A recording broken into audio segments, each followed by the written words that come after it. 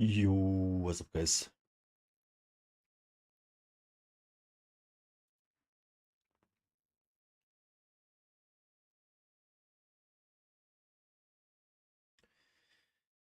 Yo, I look horrible. Damn. My face is all swollen and puffy because of winter bulk. And also, I'm in preparation to get lasered. So, this cream that I have to put on 1 more week is all getting everything irritated and inflamed. I look so bad. Everything is like swollen. Oh, God, look at this shit.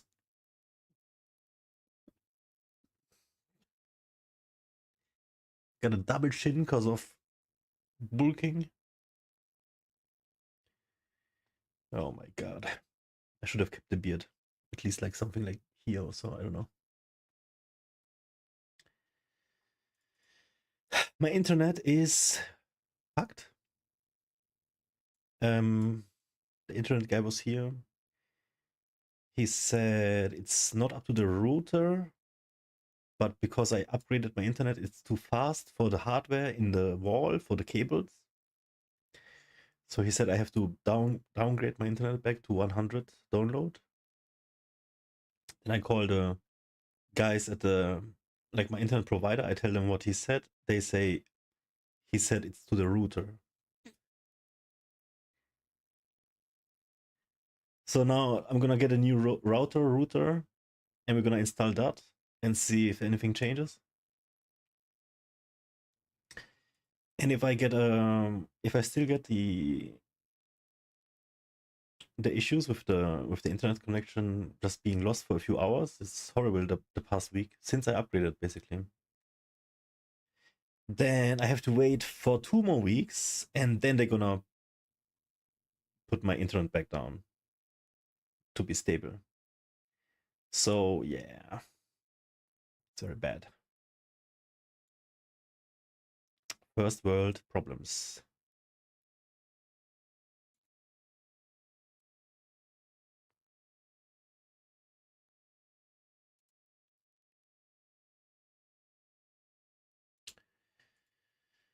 So I signed up with BetterHelp, and they are expensive as fuck. I got an appointment with a psychologist. It's a she. And I got an appointment in 4 days. No, it's really in 6 days. She's on vacation or something, but she got matched with me, so I guess I'll take it. I wanna try a really, really good psychologist before I tell them all off. Because so far I had very bad experience with therapy. Let's see if maybe she can teach me something. Yeah, mostly I just need I don't need anybody to listen to. I have you guys. I don't need to know who I am or what went wrong. I know. I just need like a what's it called? Like an idea of what I can do besides feeling sad. So let's see what's happening. My face looks so bad. Jesus. It's gonna get worse. It's 1 more week. I have to put the cream on. And the cream makes everything just inflamed and shit. Fuck.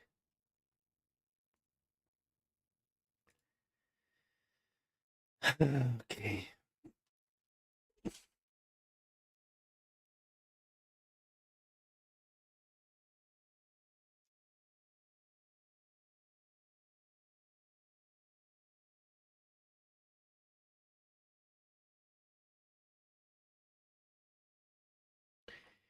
We're gonna wait for a friend to join the stream. And we're gonna watch something together. We're gonna watch this video. It's called Your Codependency is Ruining Everything, How to Change. I find this topic to be interesting.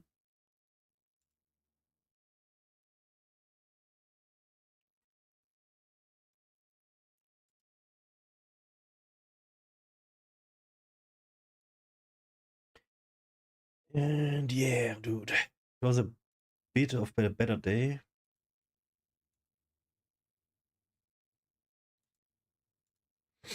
Yesterday was bad. Hmm.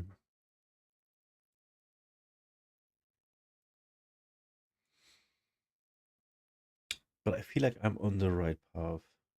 Maybe. I come to accept much more.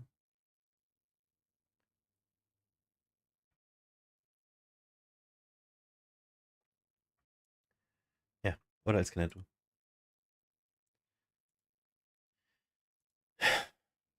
Time will heal all wounds. It's fine.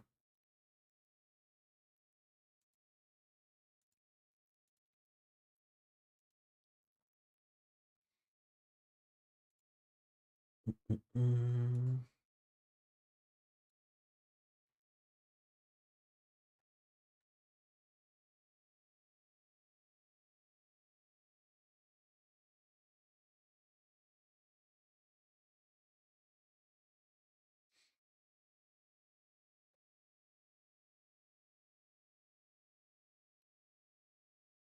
All right, And let's I break like this down. this video.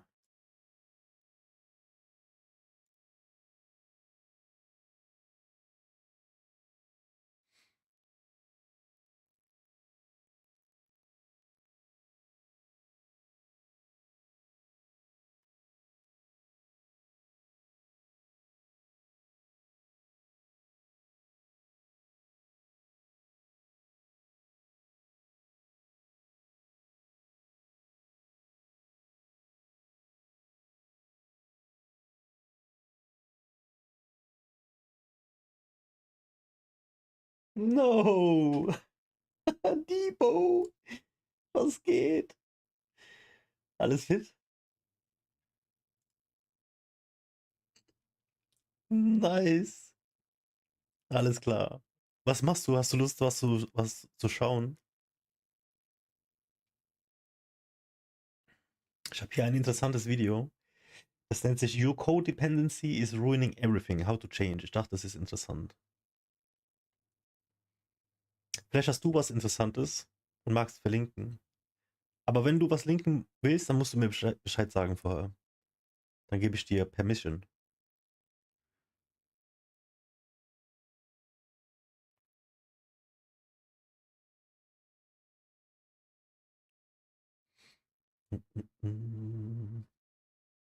Hab gerade Popcorn geöffnet. Okay.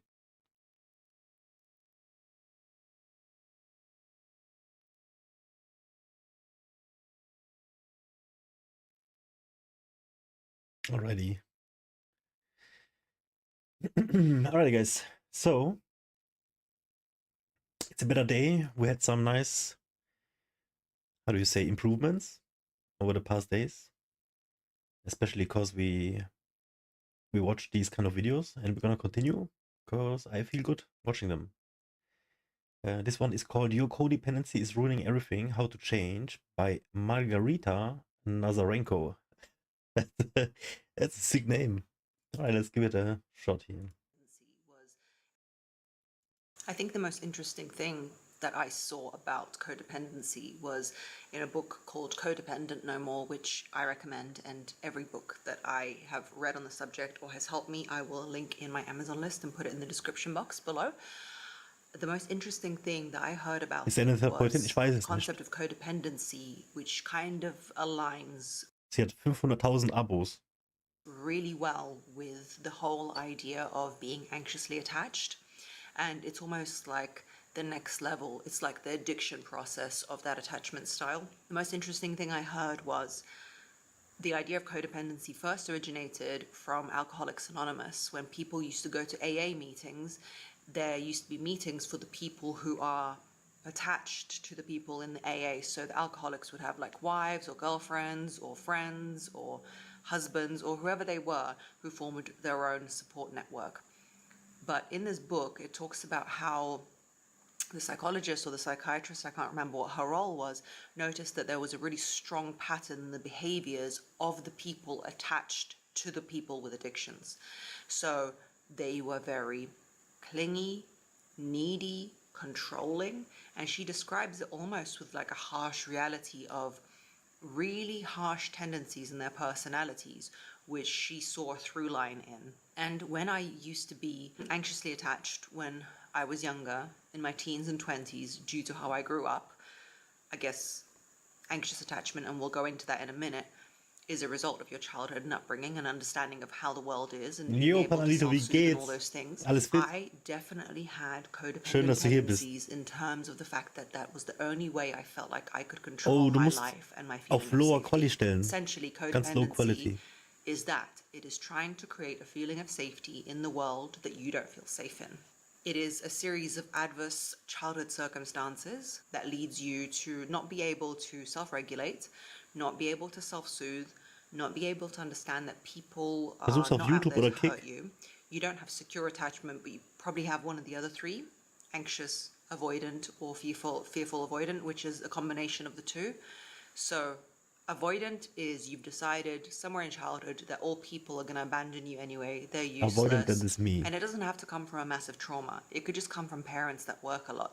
It could come from the fact that people used to, not people, your main attachment figure used to tell you, oh, you know, we'll play later. They just provided you with the food you needed, but they never really made you feel like they want to spend time with you. And that is so crucial to the development of any human being, that you feel worthy in the fact that you're just there and you're alive and you're somebody to be accounted for. The other style is anxious, where instead of going, forget you all, I'm going out on my own, I don't need this, I'm just gonna block you all away. Instead you say, what I'm gonna do is do everything in my power to make everyone around me happy with me, golden child syndrome, and I will tick all the boxes in order for you to be around me, and that is what I'll do. The I last know one many is a mixture people of the like two. this. So sometimes you veer anxious, please be with me, and then when it's too much, you're like, leave me alone. If you have the anxious attachment style, which is the one I'm familiar with, I'm also familiar with avoidance, because normally anxious people are attracted to avoidance and vice versa. They find, I guess, the damage in each other, which serves for healing. Because I'm familiar with it, I can understand what codependency is, and it often stems from an anxious attachment style. So why does the feeling of addiction come into play with the whole idea of codependency? Addiction is the use of something. It doesn't have to be alcohol, it can be food, it can be anything, in order to medicate pain with adverse effects. So it's going to have bad effects in your life.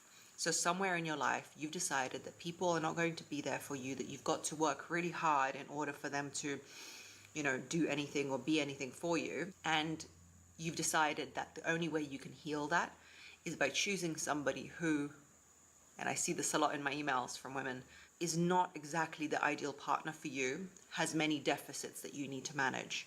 So in the classic case, it's usually an alcoholic whose life you have to manage. You have to make sure nobody finds out how much they drink. You've got to make sure that they're okay and they can go to work in the morning.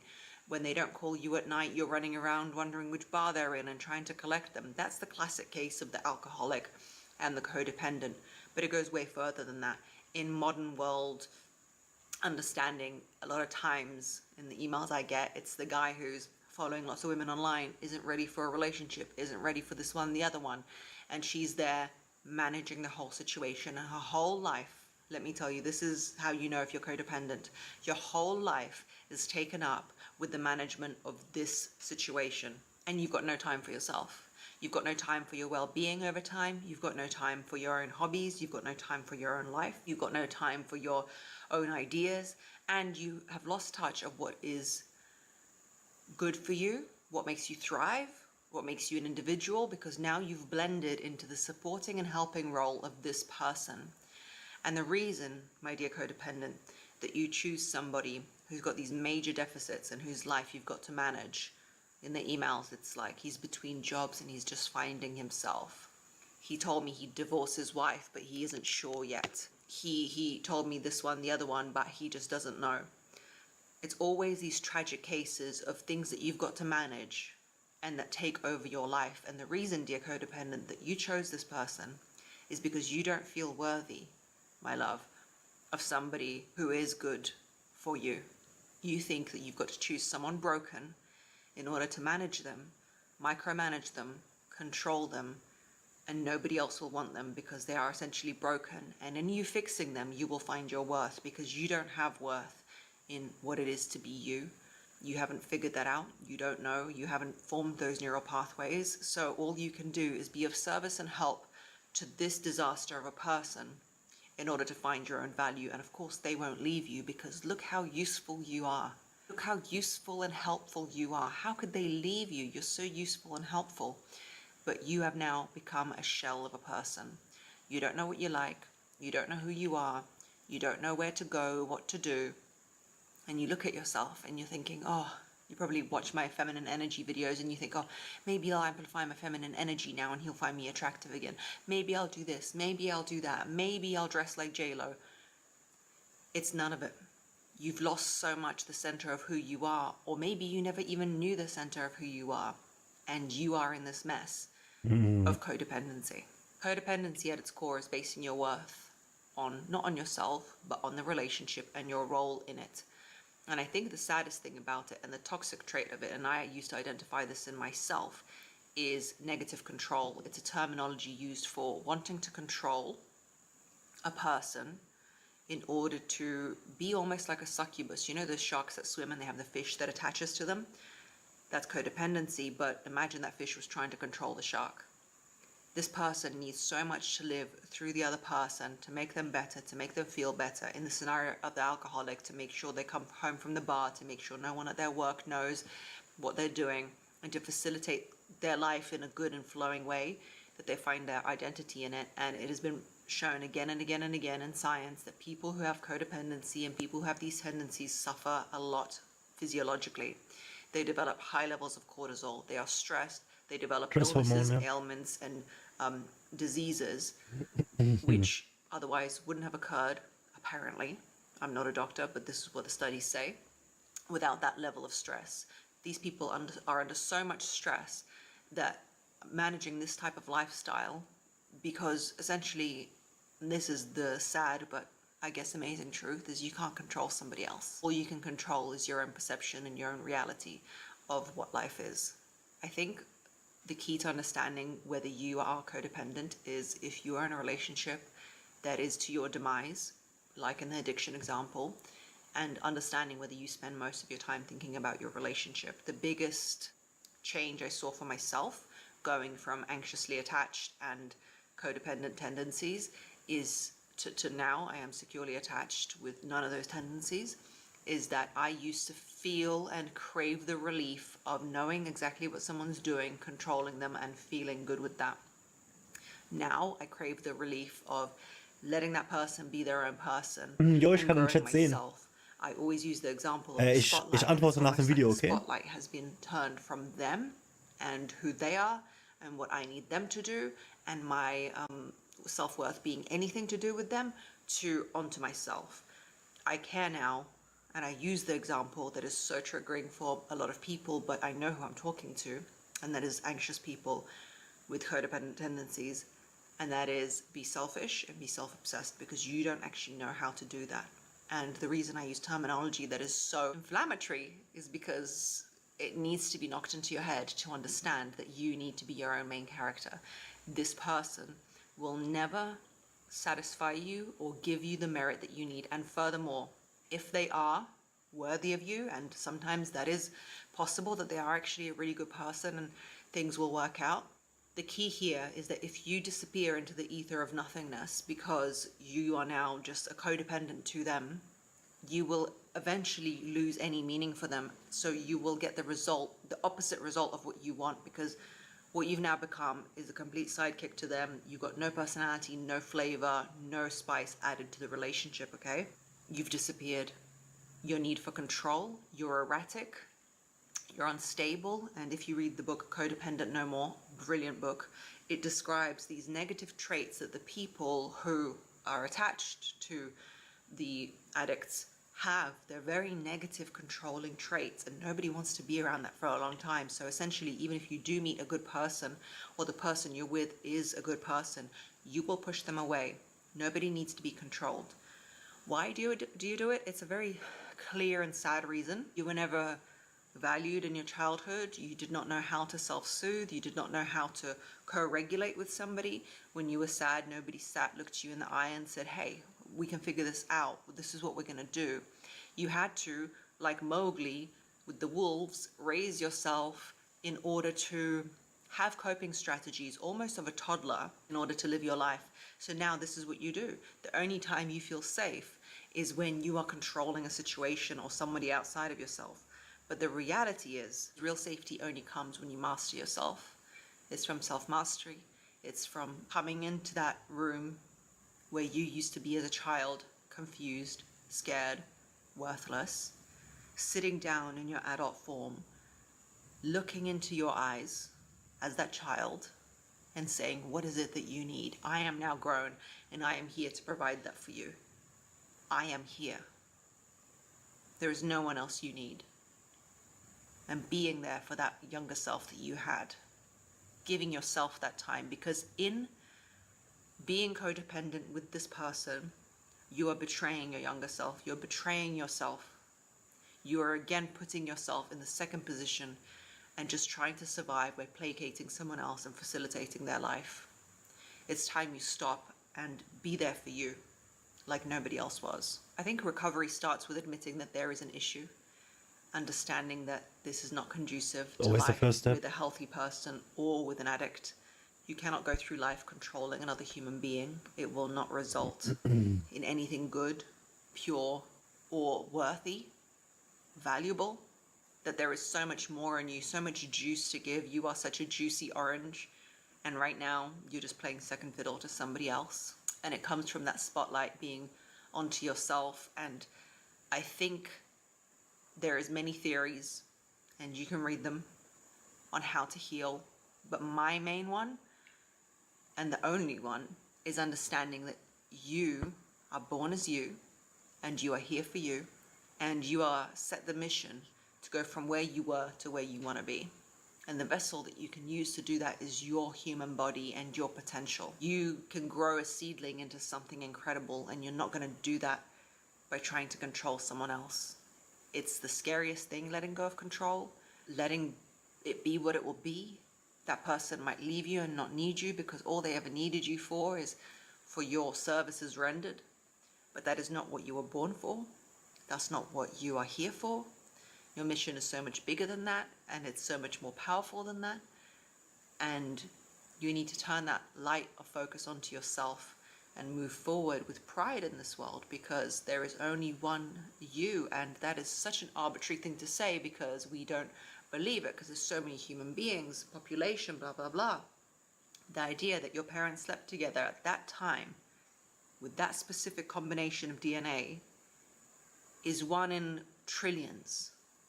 Of all the human beings that could have lived, of all the combinations and times that could have existed, you were born. And you weren't born to be a codependent. You were born to deal with everything that happened and come through it. Thank you very much for watching. Please subscribe to this channel. It means the world to me. It supports it a lot. And if you don't want to, give It was a good video. I know a lot of codependent people. And honestly, it does not have to be a bad thing. It can be severely bad, I believe. But as she said, the most important thing is just to realize that you are born and actually able to depend on yourself.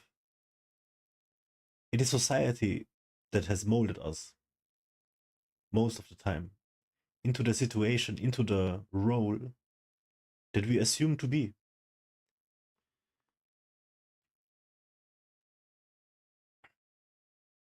Jo, Panelito, alles klar.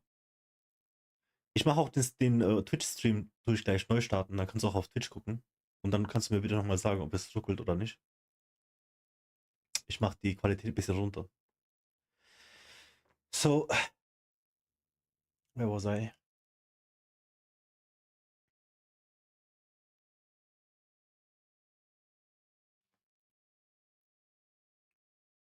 Bei dir läuft das Stream gut, ja. Du hast wahrscheinlich besseres Internet als der Panalito. Aber mir ist wichtig, dass die Leute, die kein gutes Internet haben, auch gucken können. Dann mache ich die Qualität ein bisschen runter. Ich hoffe, Es bleibt trotzdem so, aber wir experimentieren heute einfach mal ein bisschen. Ich bin dann 1 Minute offline, aber komme dann direkt wieder. Where was I? So, yeah, being dependent on each other first sounds negative, but it can actually be a good thing if you do nourish and grow together and you actually support each other. And at that point, it's not longer the term dependent is too harsh for it, but it is still a dependency. However, it is more of a share and a one love kind of thing.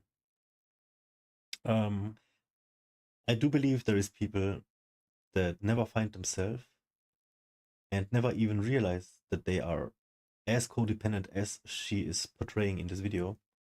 But these severe cases,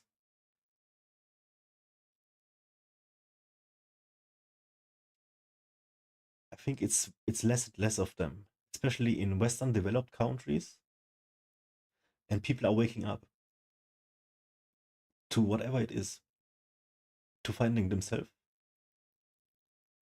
to think, to start and think of who they are and what they're capable of. There is groups of people, religions, countries, races, and I do not want to divide, I do not want to point fingers, but there is such that do actually support this kind of behavior, and therefore it's gonna take a while until everybody wakes up in that sense. Now, this statement I just made only holds true in terms of positive change if you see the codependency as a negative thing, which in its core it is. But as I said, it does not have to be negative. Not as negative as she portrays it. And it could be a good thing. Then again though, in that case, dependency is a little bit of a harsh word for it. But that is what I think about it. Yo, Panelito, welcome back. Guys, we're gonna restart the stream and we're gonna see if the lowering of the bitrate is gonna help people with less internet to watch the stream, because I'm afraid that some people might just not be able to watch the stream. However, this was a good video. I think we made our point. Does anyone want to say anything about the video? I'm gonna sub to her, of course.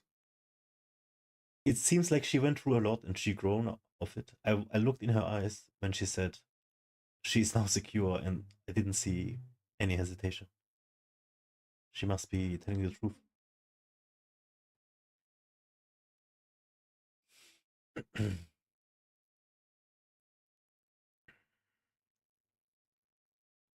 Jo, Panalito, mir geht's wie immer. Es ist schwer. Aber hast du gehört, ich mache jetzt kurz Stream Neustart und dann kannst du nochmal auf Twitch versuchen, okay?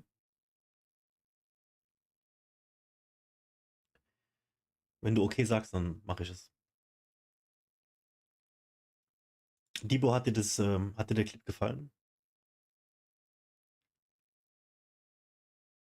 Willst du dazu irgendwas sagen? Musst du nicht. Also hier gibt es keine Regeln oder so. Mich interessiert nur, vielleicht hat sich das irgendwie interessiert oder so.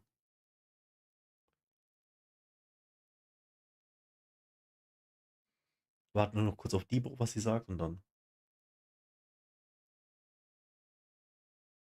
machen wir einen Neustart.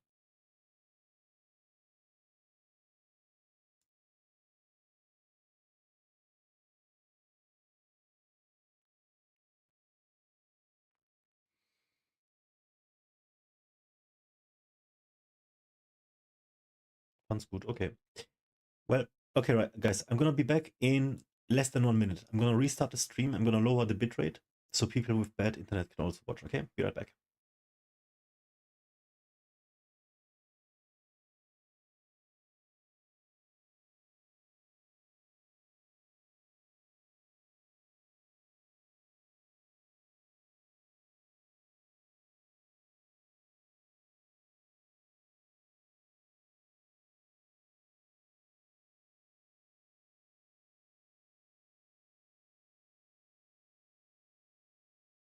Yo, we should be back by now.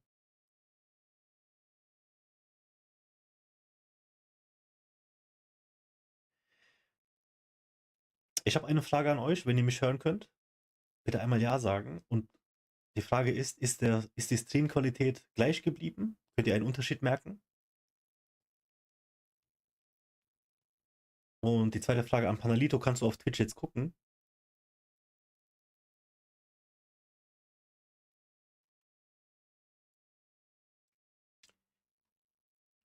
So, yeah.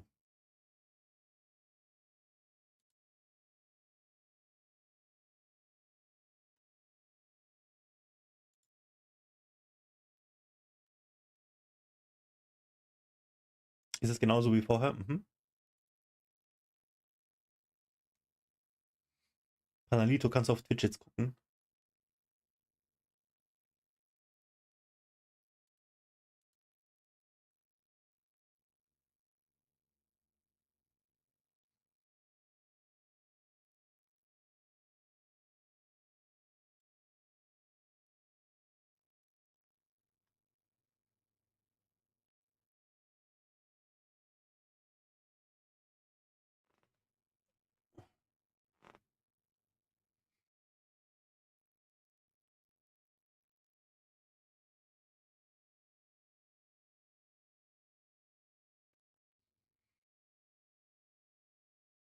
Ich weiß nicht, wo der Panalito ist.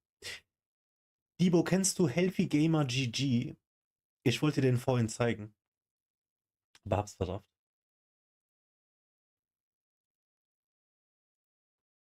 Healthy Gamer GG hat einen YouTube-Channel. Da geht es sehr viel um Mental Health und er ist selbst Therapeut. Und der ist der beste Therapeut, den ich im Internet gefunden habe.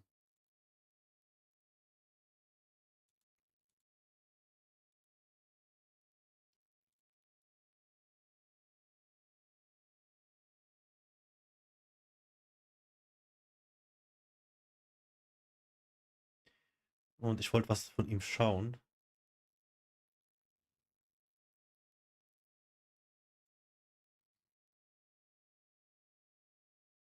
Aber bisher nur 2 Videos gesehen. Der ist echt gut, gell? Ich sag dir gleich, ich finde nicht alles, was er sagt, 100% richtig, aber ich weiß, dass er es sagt, weil er will den jungen Zuschauern appealen. Verstehst du? Er will quasi gut rüberkommen. Und deswegen macht er manchmal Aussagen. Da bin ich nicht so Fan davon. Ich kann jetzt auch gar kein Beispiel nennen, ist auch egal. Also, er ist einfach richtig gut und wir hören uns jetzt einen Beitrag an. Das geht 3 Stunden, 10 Minuten, aber wir skippen natürlich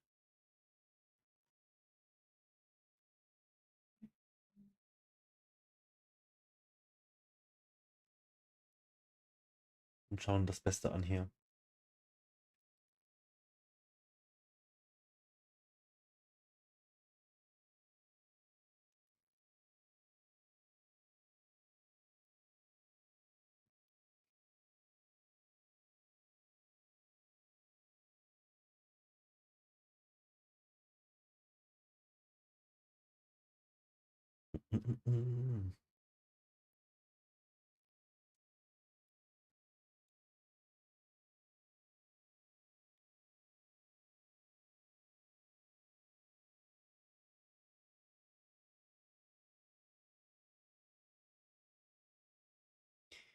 Panalito, bist du wieder da?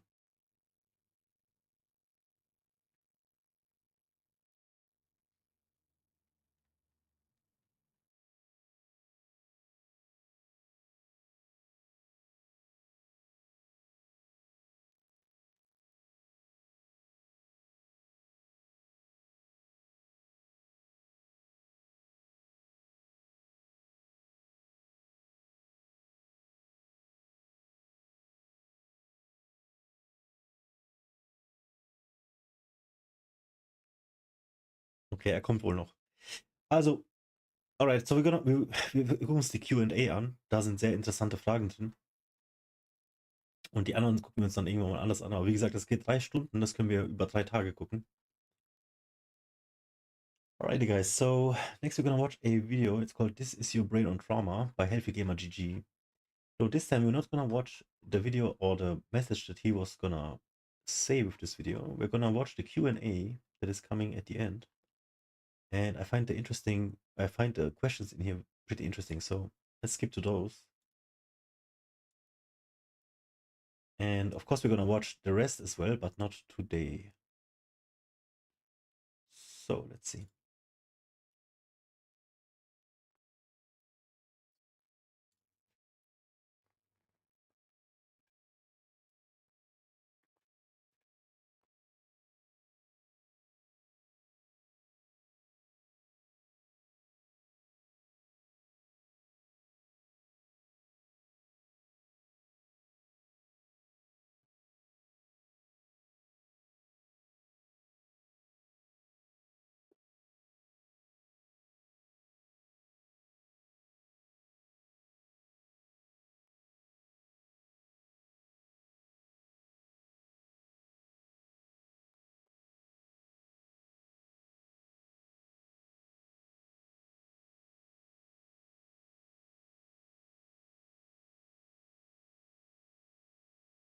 Mein Hals ist voll schlimm heute.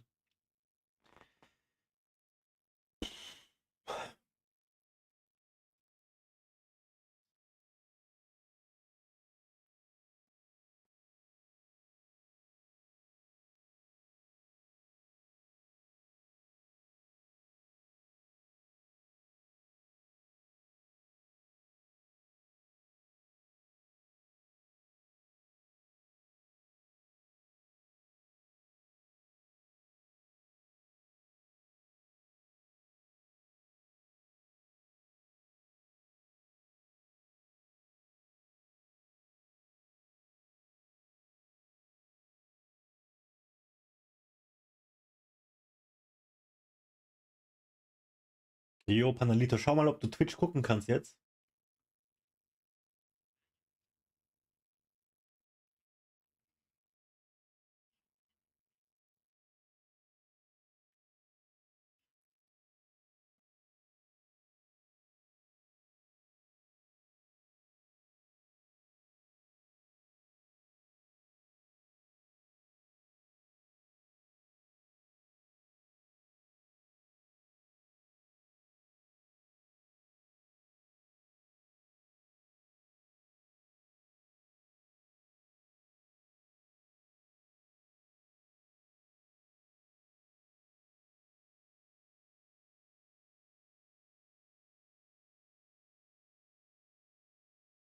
Keine Ahnung.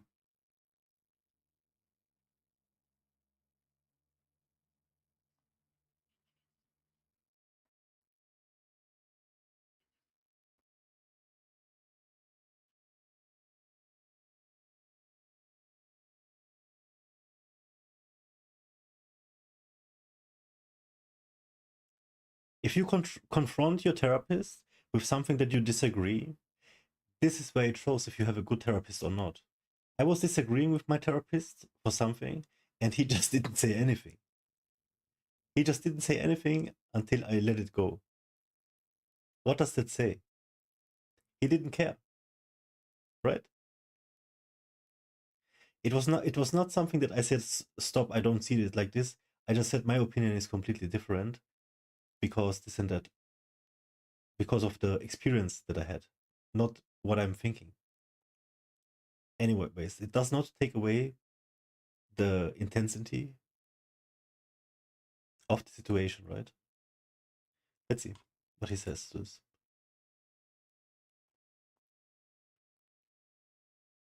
I would love to have him as a therapist. He's a gamer and he knows what memes are. All you have to have is somebody who knows what memes are.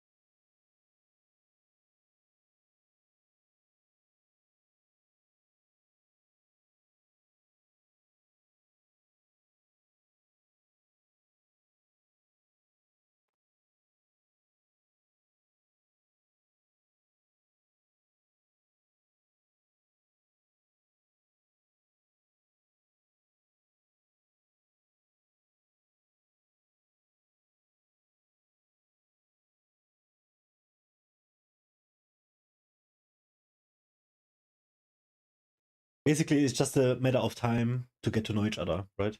That's what he says. Jo, Panalito, vergiss nicht, Daumen hoch und einen Kommentar zu lassen.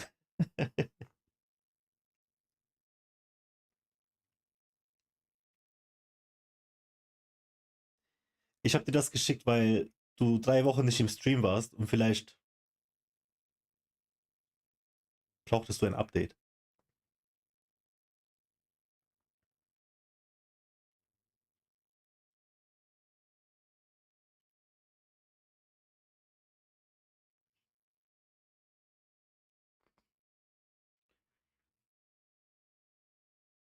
That is rough. Everything is intermingled.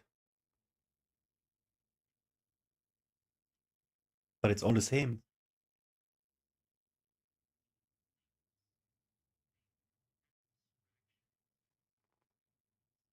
Yeah, human concepts. Exactly. Yeah.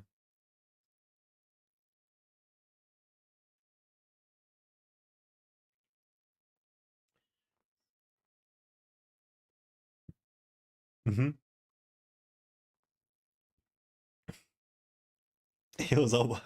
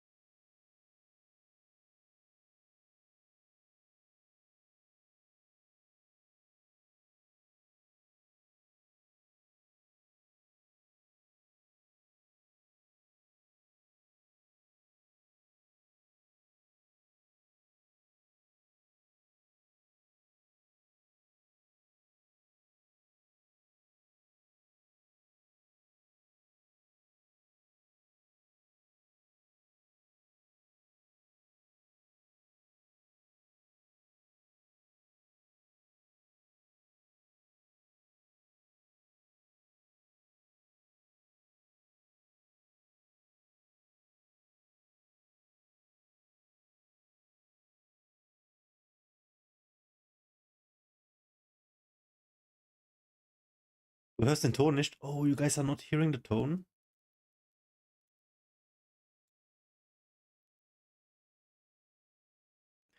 Hast du den Ton am Anfang gehört und ist er dann weg gewesen?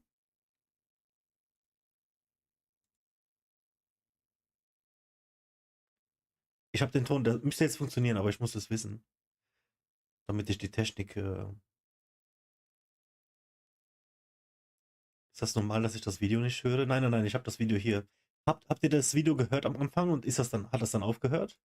You don't get invited to birthday Jetzt hört ihr parties. das auf jeden You Fall. have fewer friends because you can't wait your turn, and all of these. Okay, pass auf, ihr habt nicht viel verpasst. Ja, die Frage war, jetzt höre ich, ja, ich weiß.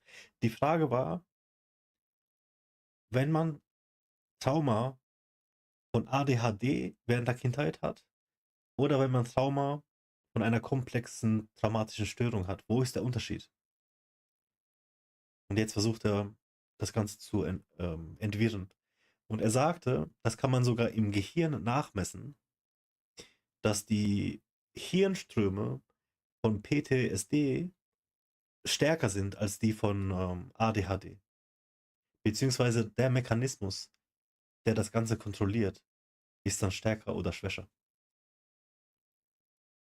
there's consequences of untreated ADHD that will end up traumatizing.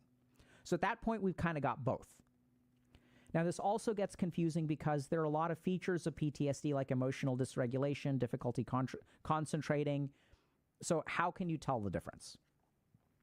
So there are a couple of different things to keep in mind. The first is that it's not so important to really tease it out because many of the things that we will do to fix one, we would do to fix the other anyway.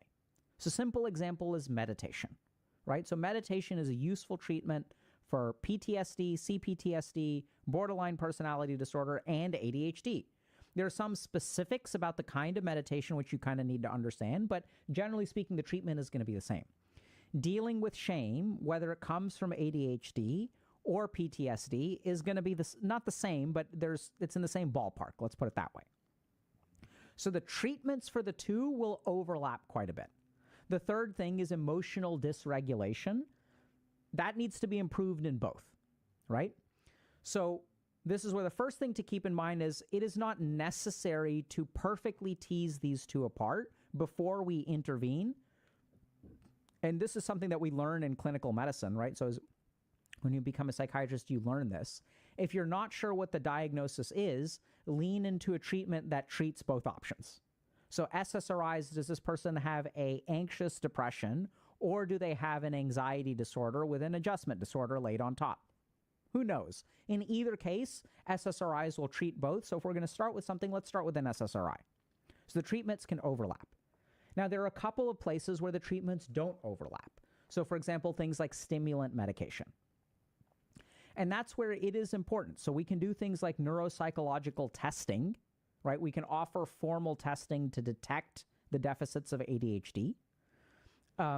We can also offer diagnostic scales of trauma and things like that. And so we can tease things apart in some way. But I'd say that practically, I've treated a lot of people where we're not sure what is causing what. And that's where as a clinician, what we do is, okay, so if I think your diagnoses are ADHD and PTSD, we can start someone on stimulant medication. And then we see, right, what part of this does this fix? So if more of it is trauma-oriented, we would not expect ADHD medication to be that effective at improving things. So over time, it's like a process, right? And what is ADHD medication? The number one thing was Ritalin, right? Was it Ritalin?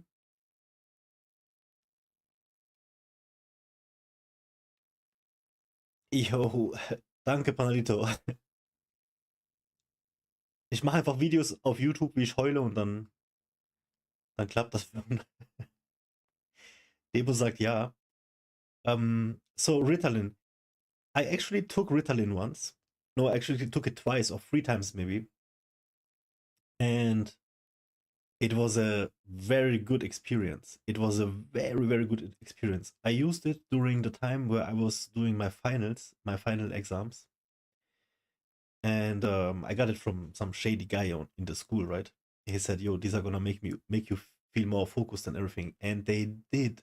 I never was so focused and could have done so much work without interrupting than I ever. It was insane, dude. Alles klar, Panna. And so that is the one thing that calms you down when you're wired, right? Now, what I find interesting is that so many people are coming out to say they have ADHD now. And in all honesty, I think everybody has ADHD in some magnitude. If it's small or a lot, everybody wants attention.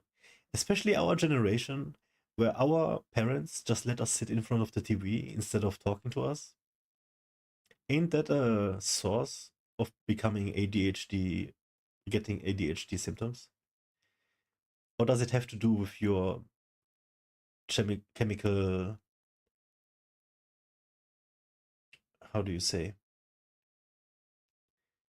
Is it the chemicals that make you hyperactive? And that is why it's called ADHD. The reason why I'm asking these questions and I have no clue what I'm talking about is because I never have really tackled the topic of ADHD because I never thought it is going to be interesting for me. But I find it more and more interesting just because it's becoming more mainstream. Something becoming more mainstream does not mean it's good or like immediately more interesting for me, right? However, it is something that is just in my orbit, and I want to know what's going on because so many people are saying that they have ADHD now. Children, adults, whoever, right? But the reason why I also liked the question of found it interesting was because of the trauma part. Because I definitely know I got some of them. All right, let's keep watching. And that's why we really emphasize that you should work with a clinician. The advantage of working with a clinician is that they will collect more information over time and you will refine your diagnosis. And you absolutely could have both. Great question. Okay, next.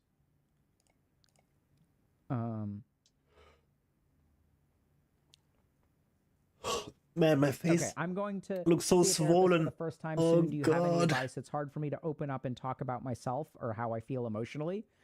So here's my advice if you're going to a therapist for the first time. So remember that the therapist has a job, and their job is to do their job. So you don't need to be great at opening up. You don't have to talk about yourself emotionally. It is their job to make you feel comfortable enough to where you open up whether you kind of want to or not. Second thing to keep in mind is that success in therapy is a skill. So the first time that you go ice skating, I wouldn't expect you to know how to ice skate. In the same way, going to therapy is something that you will get better at over time. Yeah, you will get better at telling the truth and everything as well, which is very important. One of the things that I'll put in their formulation and something that I'll let them know is that I think you utilize you can't hold anything therapy back, very well, right? So people will get better at it. So my advice would be the most important part is showing up and then follow their lead. And of course, getting to know each other, what right? You're looking for. Let them know what works for you and it is a very intimate. It's totally fine to even tell them, hey, I have difficulty opening up and talking about my emotions. That's totally fair game, right? So that's their job to. Like I have the appointment now with the therapist in a few days, and I already know all the things I'm gonna tell her, like everything. I got it like in detail, and I'm gonna tell everything, like the truth, the everything, more than the truth, right? Because I want her to help me find a better path of coping with stuff. So if you're lying, you're only lying to yourself. And that is with so many things in life. So many. Help you get better at that. Okay.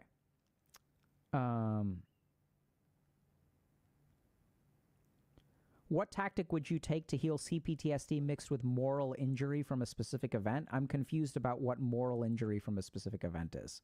Interesting. What's the relationship between CPTSD, addiction, and sense of worthlessness? Oh, he skips the question. So the first thing to understand about trauma and addiction is that addiction is not a problem, it is a solution. So human beings get addicted to things for a couple of reasons. So you can absolutely make a genetic argument where there's a very strong, vulnerability, and once you get a taste, like the first drop of alcohol, and you're hooked. I've absolutely seen that. But for a lot of people, addictions are solutions before they become problems. So addictions give pleasure and take away pain. And the problem with CPTSD is that, remember, we have emotional dysregulation. We have difficulty. So there's two ways that people with trauma have difficulty with their emotions. The first is that they're negative emotions in the more primitive parts of their brain. This is places like the amygdala. These are the parts of our brain that experience fear, anxiety, things like that. Those are very itchy. They've got itchy trigger fingers, so they can trigger very easily and very intensely. That's the first emotional deficit. Second emotional problem that people with trauma have is that their sense of self oftentimes carries with it a lot of shame and guilt and stuff like that. So this isn't like fear of the outside world. This is a persistent emotional negative state that I carry with me. That's actually a different part of the brain. It relates more to the default mode network. These are emotions that are called social cognitive emotions. So we have two types of emotions. We have our primitive emotions like anger and fear that even reptiles experience. And then we have a different part of our brain that has our social cognitive emotions: pride, guilt, shame. You can't have those emotions without a social component. I feel proud when people look at me. It's I all feel social. ashamed when people look at me. It requires socialization. Yep. So the people with PTSD have difficulty with that as well. The third thing that people with PTSD struggle with is feeling positive emotions. These come from a completely different region of the brain, the dorsomedial prefrontal cortex. So this is stuff like excitement, love, curiosity. People with trauma feel kind of like numbed out, right? So it's kind of like the real tragedy is you feel numbed out in terms of positivity. Yeah. But you've got a very itchy brain, and it's easy to activate some of these negative emotions. So where does addiction come in? Predominantly just Addiction negative fixes and sad all three. feelings. Right? So if we look at things like benzodiazepines, these are treatments for anxiety. And we developed benzodiazepines by recognizing that alcohol alleviates people's anxiety. So we developed a pill that basically activates the same receptor as alcohol, kind of chills you out. Chill, Right? So we Panalito, know das we ist zu can viel. treat anxiety with certain Du musst einen psychoactive Gang substances. runternehmen. Next thing that psychoactive substances do is they will numb us, right? So this is also through the GABA receptor like alcohol, but there are other ways that they will sort of make us forget ourselves. That critical self-dialogue that is always running in our head goes away when we get high, for example. So they alleviate our negative emotions. The third thing that they help us do is feel positive emotions. So it's easier to feel like we're having a good time, we're vibing, we're relaxing, we're chilling, we're partying. Things like MDMA or ecstasy can help us feel connected to other people. It was the Right? best So time, if dude. you really Ecstasy and look at it, the MDMA. reason that trauma and drugs overlap so heavily is because drugs and addictions fix the problems of trauma, but only temporarily. So we'll also see this with things like people who have a history of trauma and have diagnoses of borderline personality disorder will engage with things like promiscuous behavior, intense, unstable relationships to help feel loved, right? Because when I'm head over heels in love with someone, I can feel better about myself.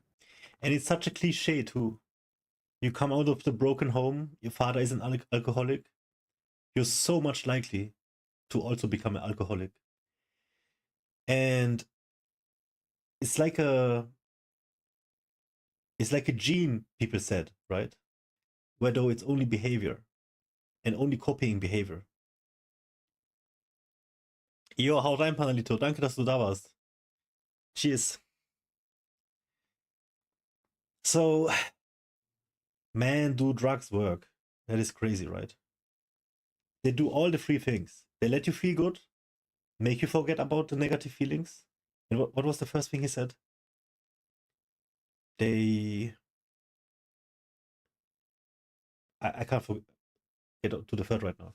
It doesn't matter. It's a problem solver, right? But you have to be ahead of them. You have to understand that it's only temporary and it's not going to fix anything. Nothing. In many cases, especially in, let's say, socially a little bit lower status people, where these sort of problems occur most often, it is actually going to be a detriment. You're going to lose money. You're going to lose people who like you. You're going to lose your job. Yeah, these are now broad things that I'm mentioning, as in also maybe cliches, but that's just the truth. And this is absolutely right.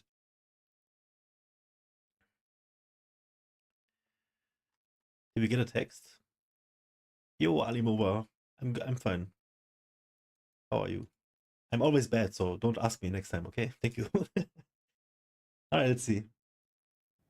So we see that if we look at the neuroscience of emotional challenges with PTSD, we see that addictions actually like fix all three of those. So there's a very high overlap. The problem is you get addicted that to it. the fix from an addiction To the fix. is temporary and over time will get objectively worse. Yeah. Great question. It's gonna get worse because you're gonna need more, and then you're gonna need more for the wrong reasons as well. And before you can understand it, you're hooked. And it's a bad time. Trust me. Trust me, I've been there. I don't need any drugs now. It's all good. It's better than ever.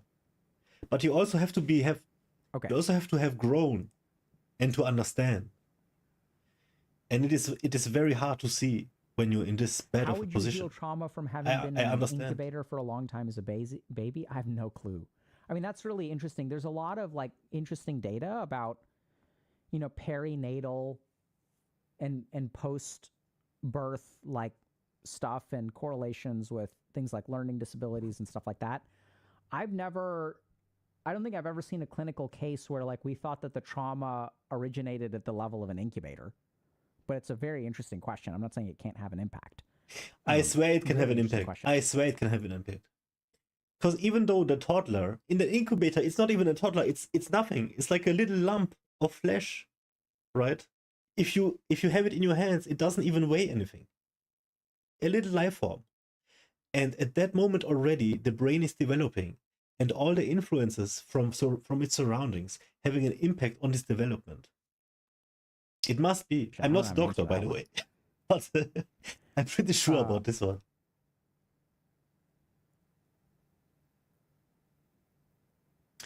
Okay. Is it the understanding that makes the brain go in another direction when it has one direction to go in its involvement? Is there a significant difference between someone who developed CPTSD because of one of those three household styles versus someone who developed CPTSD from a combination?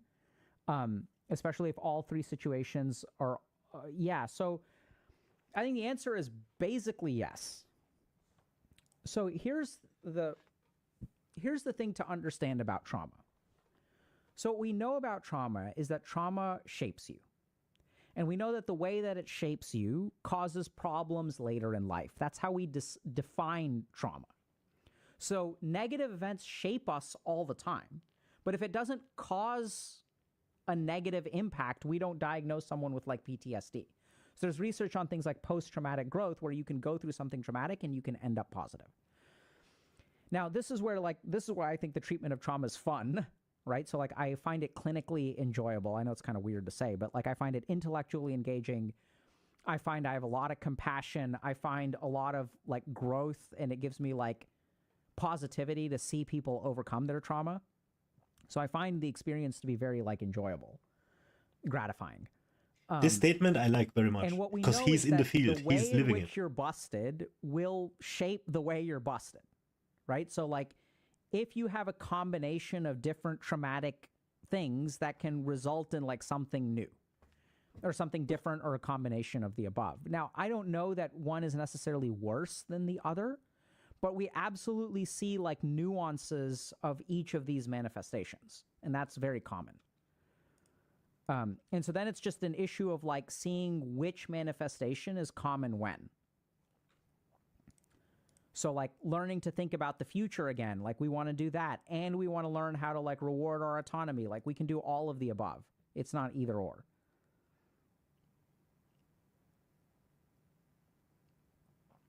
So what if I don't have the safety to want to calm down? I wouldn't be as safe anymore if I were calm. So that's a very common experience of people who have been traumatized.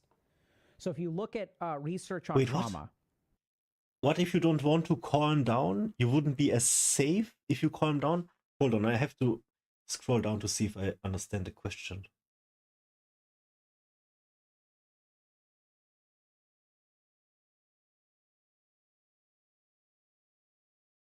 Safety and trauma healing. Or if I were calm. So that's a very common experience. So what if I don't have the safety to want to calm down?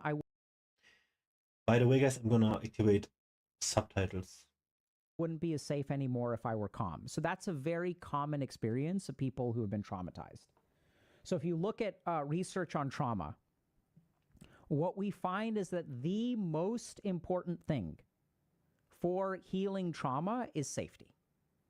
So we don't talk about this much as clinicians when we lecture about trauma, but basically we know that like physical safety and even to a certain degree emotional safety is very, very important.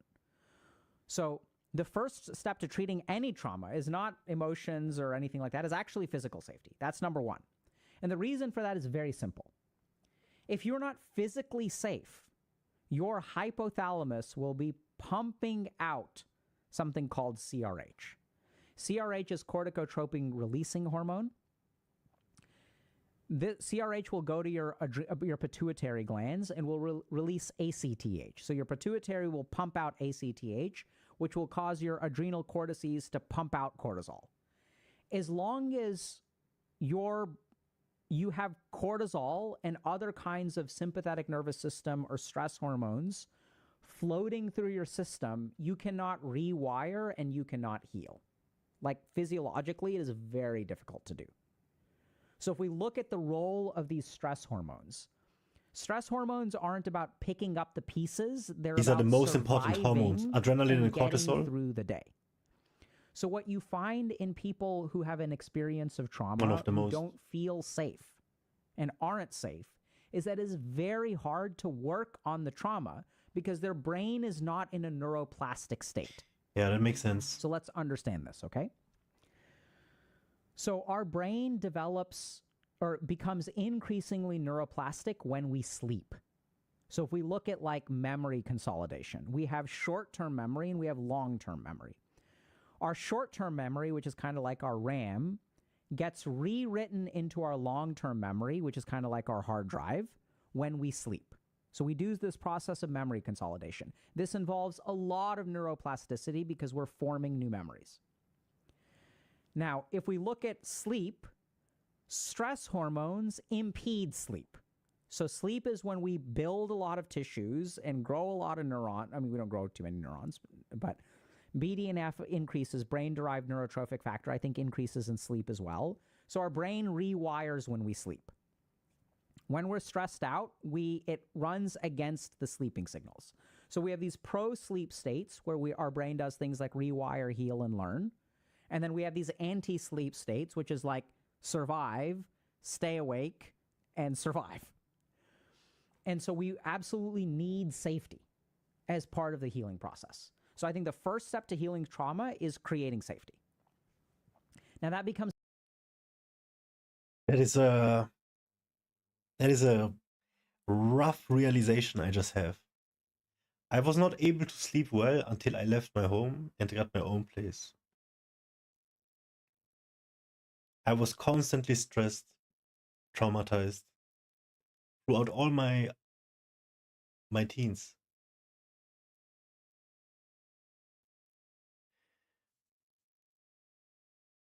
The level of messed up is insane, right?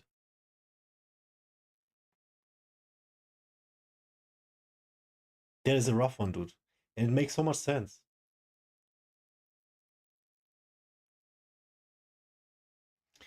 Having stress hormone is so counterproductive for a lot of things. Right now, I'm wondering if it reduces inflammation. I'm very interested in that currently. But I believe so, because people are getting cortisol as an injection to treat illnesses or illnesses that would cause inflammation.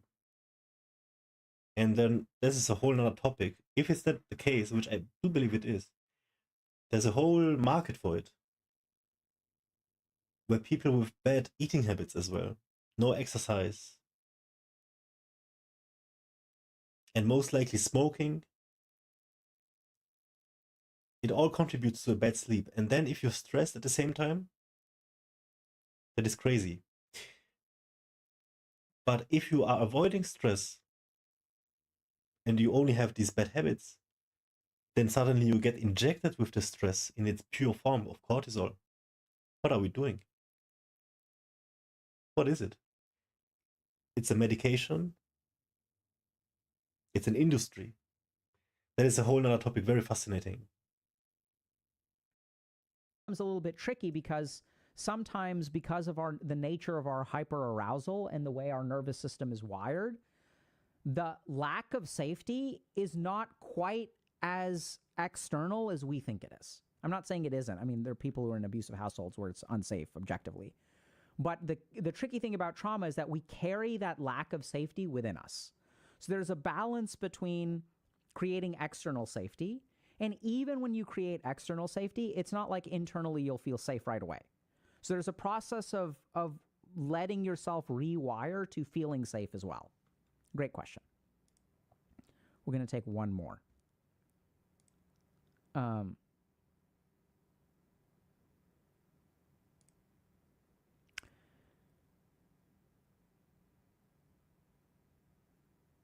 When I was born, I was left crying for 2 hours in an incubator before someone held me and took me to my mother. I blame my constant anxiety for this.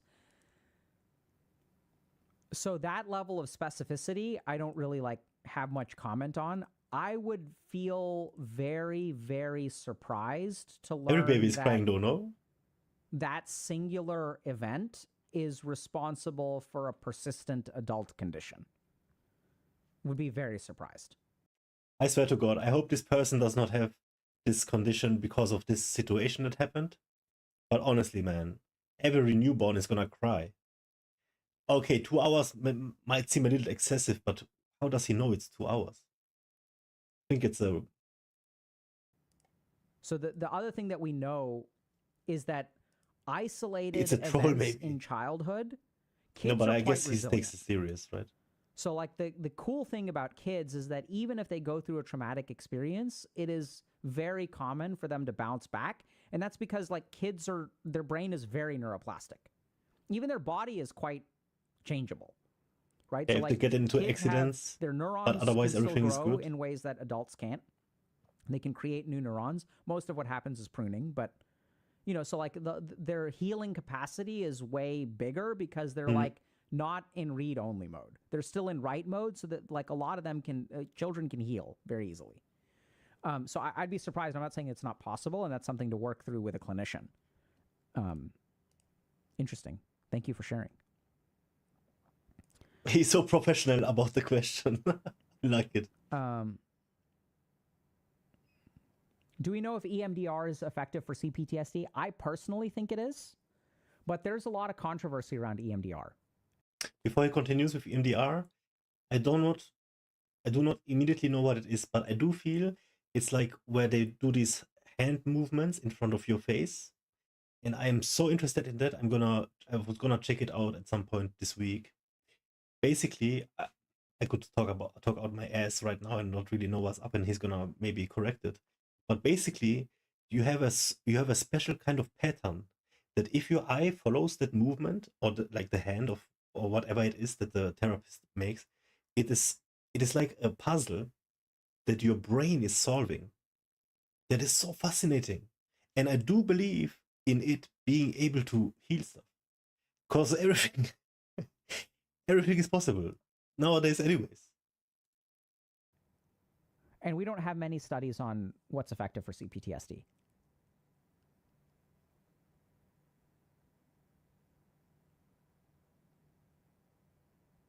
So my problem has been so good at masking my CPTSD that they don't find the issue. Any tips as to opening up? Yeah, I'd start with the body. Right? That's why we kind of talked about that. So I don't know if this kind of makes sense, but the way that we've outlined our approach to trauma, and especially in the guide, the reason it's built that way is because we have gotten these questions over and over and over. And I have this problem. I have this problem. I have this problem. I have this problem. What about this? What about this? What about this? What about this? What about this? What about this? What about this? So what we did is took all those questions and say, okay, if we take all of these questions, how can we understand trauma that accounts for all of these? So why do we have a video about paralysis of initiation and impulsivity? Because we recognize that there's an overlap between the symptomatology of ADHD and trauma.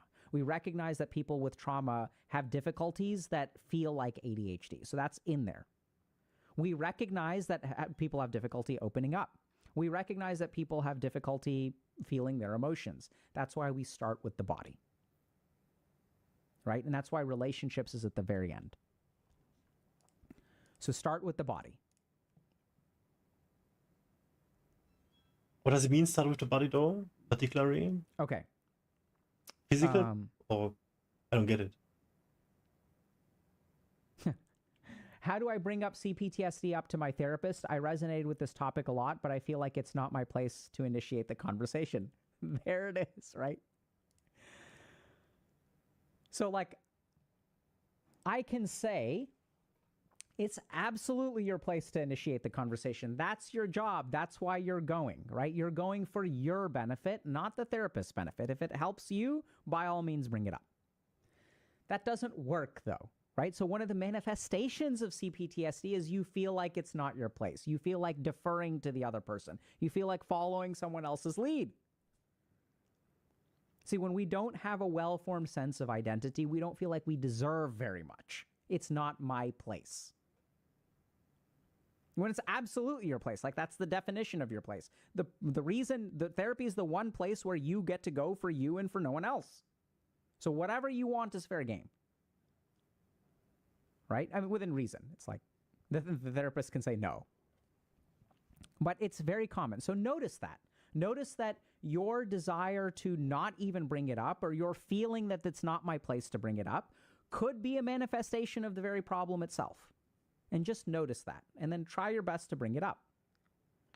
Right? You can even share. So one last technique that I'll give y'all is if you're having, so this is like a pro technique in therapy, okay? So sometimes we feel embarrassed bringing something up because there's a lot of emotional energy here. There's shame, there's guilt, there's like, oh my God, this kind of kinky thing kind of turns me on, and like, oh. Oh, the kinks, you can't share them. I swear, if you want help from somebody, if you're going to a physician even, you can also talk about your mental stuff. But in this place, there is no... You're only damaging yourself. You're only hindering yourself. You're slowing yourself down if you don't open up. And you have to open up like a book, dude. No hiding, no nothing. Oh my God, I have these kind of thoughts. It's all private anyways. What are you scared of? Like tackling that emotion and being vulnerable. So instead, what I want y'all to do is go one layer above it. So what you can say to your therapist is, there's something that I feel ashamed of that I don't feel comfortable bringing up with you. So you go meta, right? So you're not bringing up the thing, you're saying, this thing is hard for me. And then even if that's too hard, you can go one level above. I want to bring something up with you. I want to bring up that I'm scared to talk about something. But even that's hard to talk about. So what we want to do is move away from the emotion and put that out there, right? Say like even one step removed. You don't have to talk about the shameful thing. There's something that I'm ashamed of that I don't want to talk about. You can just say that. And then it's the therapist's job to take over. Like that's what we're good at, right? That's what we're trained for. We're trained to help you do that. And even when we're like, so there's a good technique in therapy called going meta, right? So, and that's when there's something like, so if someone says like, hey, I'm here for therapy. I want to focus on this, but I don't want to talk about this. And so what do we do in therapy? We don't say, okay, screw you. We're going to talk about that anyway because you don't want to talk about it. No, what we do is help me understand why you don't want to talk about it. Totally fine. We don't have to talk about it. Just, can you give me a little bit of context? Cool. And then you can bring it up later. So then it's your therapist's job to get there if you want to talk about it. You can say, hey, I want to talk about this thing, but I'm too embarrassed and I'm going to shut down. Okay. How do I explain my CPTSD to a family member that has expressed that she wants to help but doesn't really understand the gravity of my issues? Honestly, like I'd send them this video. Right? So one thing that's starting to happen is that people are starting to share some of our content, like not for themselves, but like they're like, you know, we had this video about autism and gender identity. We had a video about relationships with BPD, with people with borderline personality disorder. And so we're seeing a lot of like sharing going on. So, you know, a lot of people struggle to convey what we convey. Don't convey it. Just share. And like, I don't know if y'all get this. I cannot remember the last time. I know that like all content creators are like, hey, if you like the video, like, subscribe, and share. I can't remember the last time. I can't remember. I mean, I've done it before, right? So maybe on like why men, the male suicide or why therapy sucks for men. There are a couple of videos that we've done, lectures we've done, streams that we've done, where I've asked y'all to share things. I don't ask y'all to share things. Like, you know, sure, it helps us, but like that's not, we're not here for us. We're here for you. And that's why I don't ask y'all to like, subscribe, or share. The only time I ask y'all to do it is when I think it benefits you or someone else who may need help. So this is one of the rare times where I would say the whole reason we do this and we store these is so that y'all can share it with other people. I'm so thankful. So like if you don't know, like if like let's say you watch a video about BPD and you realize, holy crap, I could have BPD. This is what it's like to be in my shoes. I think you should absolutely share that with someone who you're in a relationship with and be like, this person kind of explains what my experience is like in a way that I can't quite explain it. Right? Or something about addiction or whatever. Like if you're a gifted kid and your parents tell you that you have all the potential in the world and if you just tried harder, send them our gifted kids as special needs video. Right? So we're here as a resource for your benefit. That does not just mean you're the only one that has to watch us. So if we explain a concept in a way that it would be useful for someone in your life to understand, then you should share our videos. But once again, that's not so that we can increase our views by 0.01%. That is because it benefits you. That's why you should share. Or if it benefits someone else. Make sense? So guys, don't forget to sub, like, Would and you comment. consider Spanish subtitles? And share. I think we're working on it.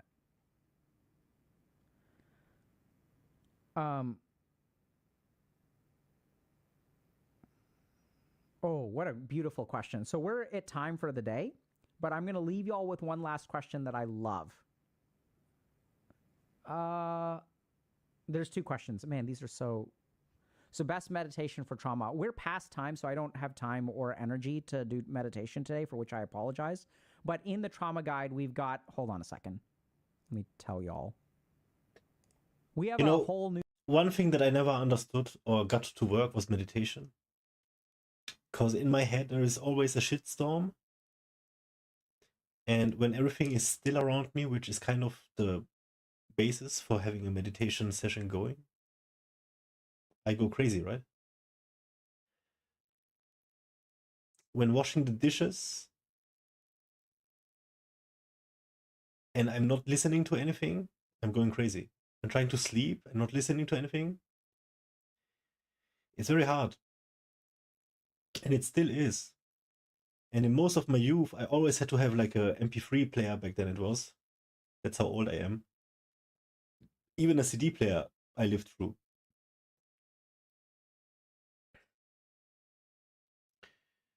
But meditation, I never really got it. This idle time that your brain can process something sounds very good.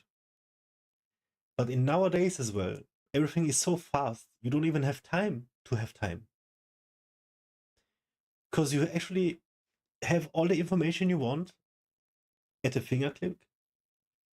And then you actually get used to this kind of speed, which life currently is. And it's only getting faster.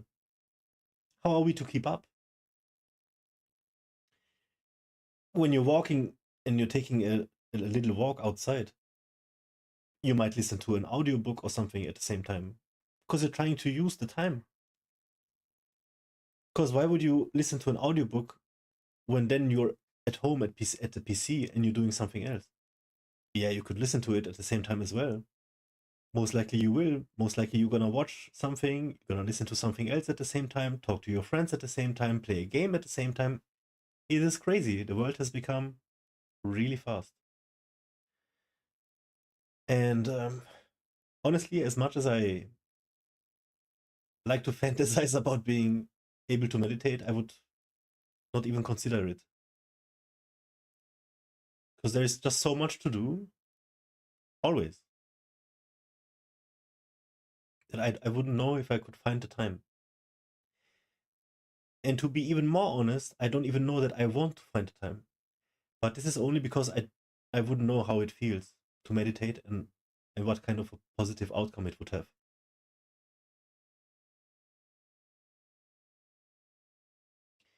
Meditation can be something else as well. I guess for me it's exercise. Yeah. Let's see what he says. Maybe he's gonna add something of this kind to it. New stock of meditations. Oh, here. Oh, damn it. I just realized that people are telling me.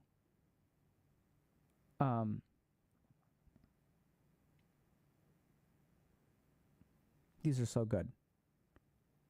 Okay. We're going to answer one question, then we're going to try to speed run a couple more. So, first thing is, what was I talking about? I don't even remember. Brain death is setting in. Oh, meditations. So we have a bunch of meditations. Let me count. So we have I think about 10 meditations. Okay, no, one is an overview. 1, 2, 3, 4, 5, 6, 7, 8, 9, 10. There's 11 meditations in the trauma guide. So definitely check those out. I think they're great. They'll build on the existing meditations that we've taught y'all. And I just ran into, will trauma ever go away? Quick answer to that one. Possibly, actually. So we know that like a lot of people will heal from trauma without any overt intervention. So the cool thing is, like, if you look at the body, like the body and brain, like, heal. That's what we're designed to do. So the short answer is it's very possible that you don't need to do a damn thing and it'll fix itself, or your relationships will organically fix it. Mm-hmm. I wouldn't adopt that strategy, though. There's another question of how do we address the sources of trauma out in the world and who is responsible for doing so? That's a lovely question. I love it, love it, love it, love it, love it. It's way beyond the scope of what we have time for today. So I think this is actually, that's in the guide. What am I saying? So I was going to say, so we can absolutely talk about it. But I think talking about karma is a very good exploration of this topic. So over on the membership side, we had a couple of great karma lectures. We talk about karma in the trauma guide because there is this whole idea of, like, everything we're talking about is fixing you, but what about the outside world? So I think that's a very important discussion. But I think karma is very interesting for me as well. Because I know it's not a real thing, but it still somehow is working. Okay, so can you recommend specific meditation techniques? There's about 10 of them in the guide, which, by the way, is why we built a guide, right? Because, like, I don't know if this makes sense, but there's no way we can get to even 1% of the questions that y'all ask, or even share with y'all 1% of, like, the meditations that y'all can try and things like that. That's why we build these stock resources that are way more in depth. I don't know if this kind of makes sense, but, filming of the trauma guide is like, the filming is a week of me showing up at a studio at like 8 o'clock and leaving at 5. And cameras are rolling for like 9 hours a day for like 5 to 7 days. And so it's like, like, in order to duplicate that, I would have to stream for like 50 hours in a week. So I just can't do that. Like, my voice cannot handle it. So that's why we build these resources, because there's just no way we can get to everything. But it's very, like, the reason we edit and everything is so that, like, it's very high yield.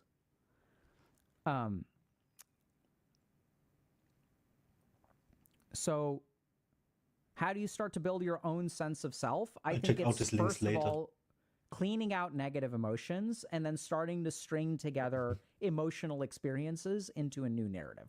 There's a whole video about narrative and identity, and constructing a positive narrative is something that can be taught. It is a skill, and it is something that has been shown to improve outcomes in trauma. So, like, narrative is an important part, absolutely. So there's just a way to do it. How to not be one of the 69% to resist trauma treatment? Great question. So remember that those people are not resistant to trauma treatment. They are resistant to a particular intervention for a particular diagnosis, and we know the cause for that resistance is a high level of dissociation. We have other things that improve dissociation. So there's a certain model of trauma treatment called STARE. Nice. And the whole model is based on first you do this, then you do this, then you do this, then you do this. And when you do it that way, that's like a comprehensive approach that checks most of the boxes and deals with this concept of resistant to trauma treatment. Is CPTSD curable, or do you have to deal with it for the rest of your life? I personally believe that for, I would say, most people, it is basically curable. I know it's a bold statement. I may be dumb. I may be wrong. But I personally believe that trauma for most people can be cured. I do not believe that for schizophrenia. So I think we know that some of our psychiatric diagnoses are like progressive and more biologically driven. So schizophrenia is a really good example of that one. But like trauma is different. I've seen people basically be in complete remission or cure from CPTSD before. I'm 50 and never felt happy. How long into treatment for PTSD will I be before I can start to feel? The short answer is I don't know. 50 and never been happy. The thing about trauma treatment is that your mileage may vary. If you're 50 now, you are from the boomer generation that never talked about feelings. Never. It was a taboo. And if you talked about feelings, you would get, what's it called? Ostracized for it. So that people would not really want to listen or even think it's a fake thing. A mental wound, what is that? Man, we have come a long way, but people in their 50s nowadays, that is rough, dude. That is the generation that is coming from a household in which, you know, this one picture where this meme where this old guy, he's yelling at his son or daughter saying you're stupid, and then they yell at their children saying you're stupid, you're not enough. It's like even before that, you know, when there wasn't really anything of that sort that we have nowadays. When it was a thing to get hit in school by the teacher with a ruler, where physical abuse was a standard answer to a lot of problems. So that generation has it really rough, man. I really feel for this person. My empathy is triggered, and I can only hope, man, it's gonna get better. And we know it is, because look at us. We're watching videos about mental health. More and more people are doing it. Spread the word. Sub, like, and comment and share. No, but really, let's see what he says here. So if we look at most treatments, they tend to be effective somewhere around the 8-week mark. And you'll have some gains up until about the 16-week mark. And then beyond that, you can absolutely have gains. But generally speaking, it takes 2 to 4 months for treatments to start to be effective. That being said, feeling happy... My therapy is going to be expensive as fuck. Let me actually pull up a paper.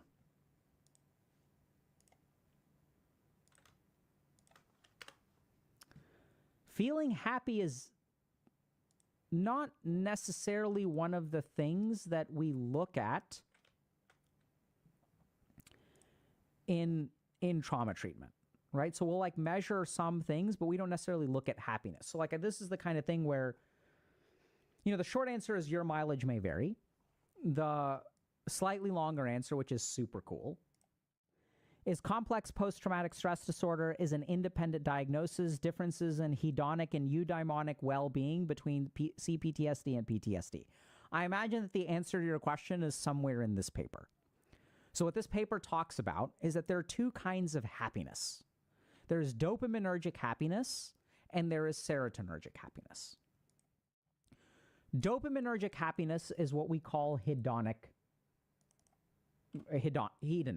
hedonic well-being. So this is like my ability to experience pleasure.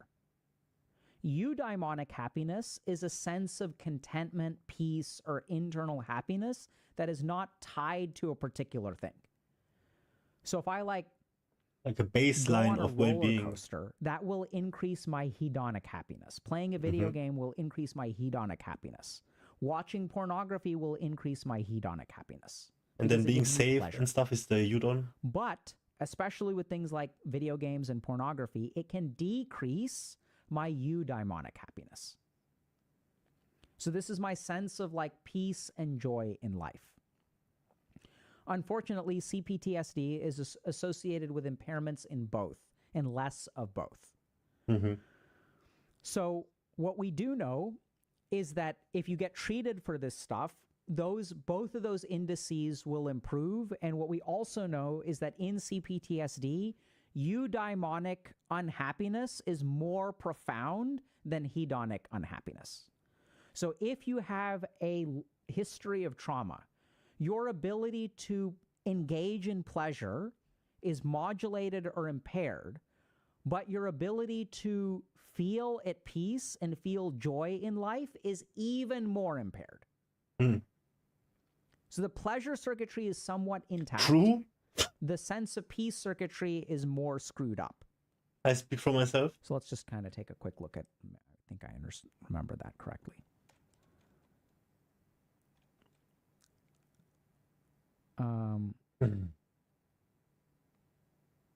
See, these findings indicate that core symptoms of CPTSD might hinder individuals from living fulfilling lives. That's what eudaimonic happiness is. Okay? It's bizarre. So if you guys are wondering, so like putting together this deep dive, first thing is for every hour that I spend telling y'all about something, there's 4 hours of stuff that I leave out. And this is why I like doing such a deep dive, because it's like cool, because if y'all ask a question, it turns out there's literally at least one paper that talks about happiness and trauma. Right? So there's good news and bad news here. The short answer is, how long will it take you to feel happy? I would say give it at least 6 months. But there are also other caveats there, right? Because whether you feel happy or not can be somewhat independent of your treatment. So I had a patient who once came in and I treated them for major depressive disorder.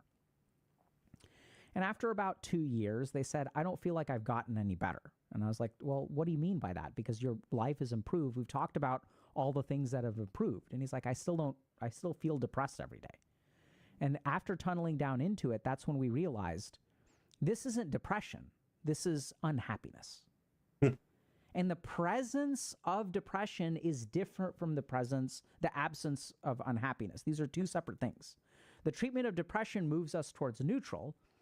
Learning to be happy is its own separate path. This is oftentimes more along the spiritual line as opposed to the clinical line. And in trauma, that can be true as well.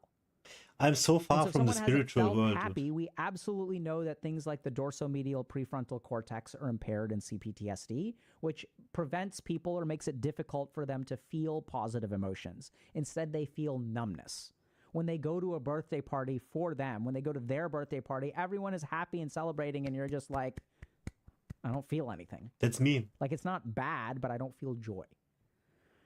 And that's where there is, so treating CPTSD will help with eudaimonic well-being. Absolutely. But part of that treatment is a little bit more spiritual, and you can do that on your own, right? So you can learn to appreciate. You can start practicing gratitude. There are other ways to engage, to increase. I'm on this path, actually, without realizing it. The gratitude thing is a big thing. It helps me coping so much. And it is very easy to practice. You just look at an article of a third world country. You look at a clip. You look at news of people being in war, living in the worst conditions. Then look at yourself. You're living in an isolated apartment. You have internet, clean water. It is so easy to be thankful for this. And so easy to think, to stop, halt, and reflect and say, I'm so thankful that I have this, and the other people do not have it. They don't even have the ability, the access. Immediately, you will find gratitude. Immediately, if you think about these things. In the modern Western civilization, it is more likely that we create fake scenarios and artificial problems.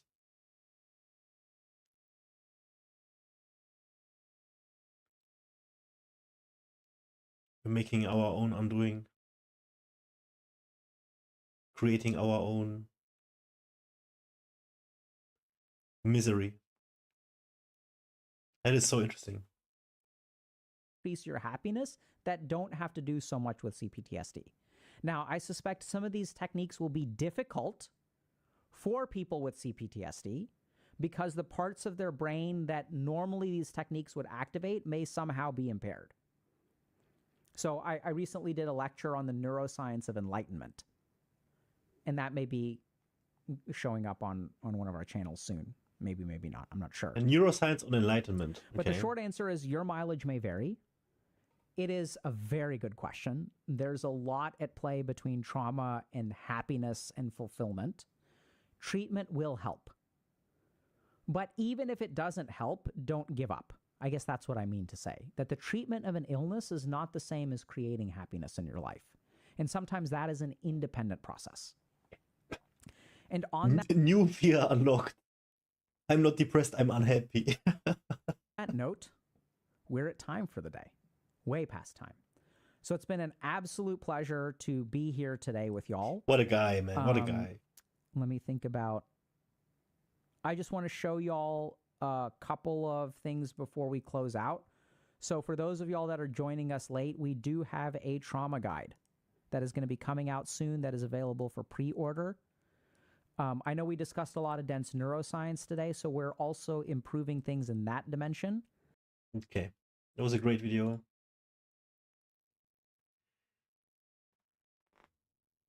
Learned a little bit more than I expected from a Q&A.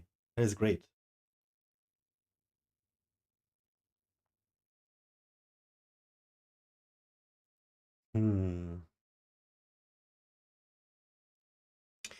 The mind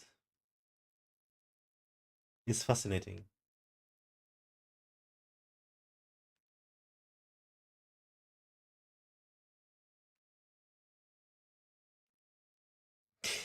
You don't learn any of this in school. None of it. I kind of believe it would be cool if you did.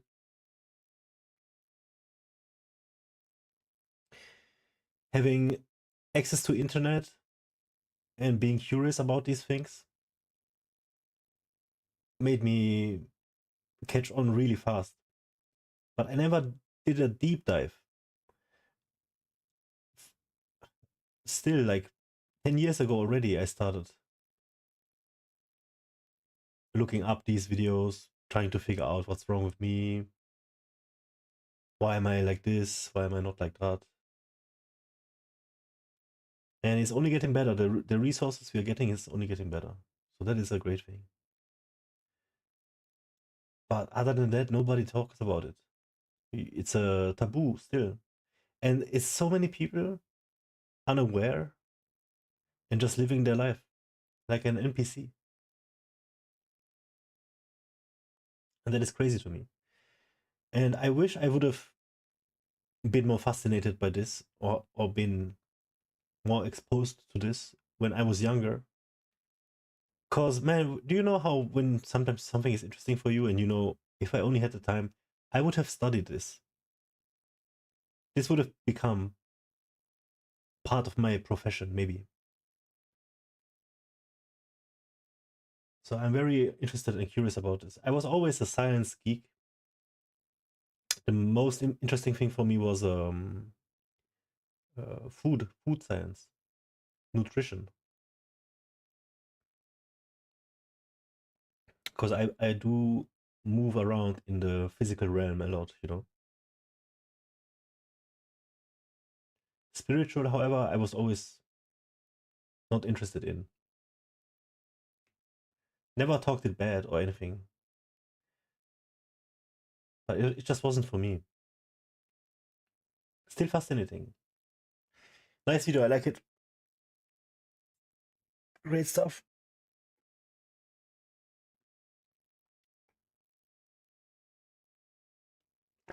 Dibo, bist du noch da? Guckst du? Hörst du zu?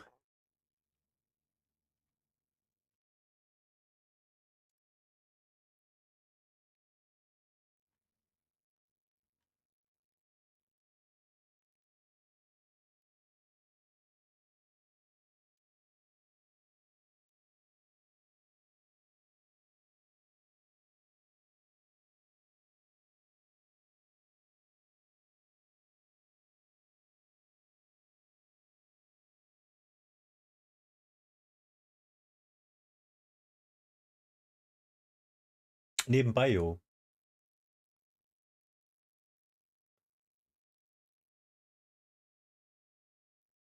Was hast du gehabt? Ich mache mir auch gleich noch was zu essen.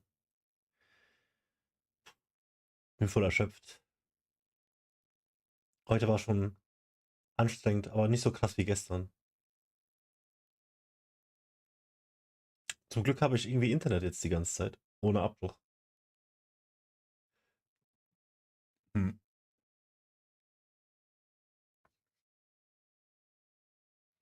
Man, look at my face. It's all swollen and inflamed. I look so horrible, dude. Look at this shit.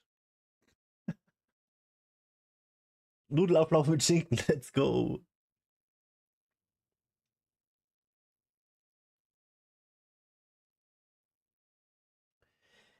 I think I'm gonna have a workout stream tomorrow. We're gonna have a crazy day though. It's gonna be like a superset day. Longer than the usual workouts. We have to definitely make up for it. Yeah.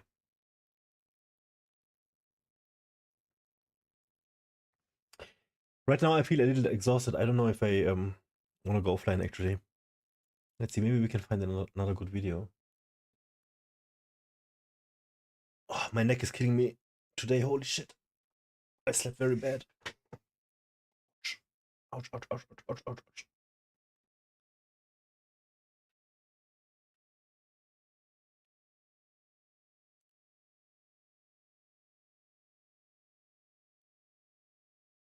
So much content just watching videos. I'm gonna cut all of this nicely and make a video out of it for YouTube.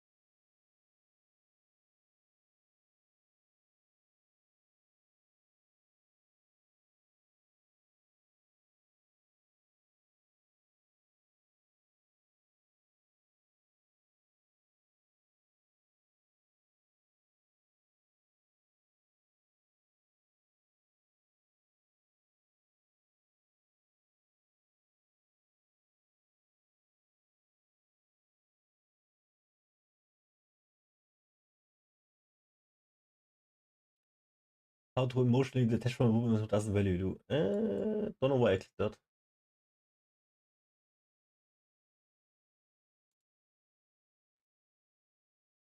Okay. Let's make a little trip on the front page.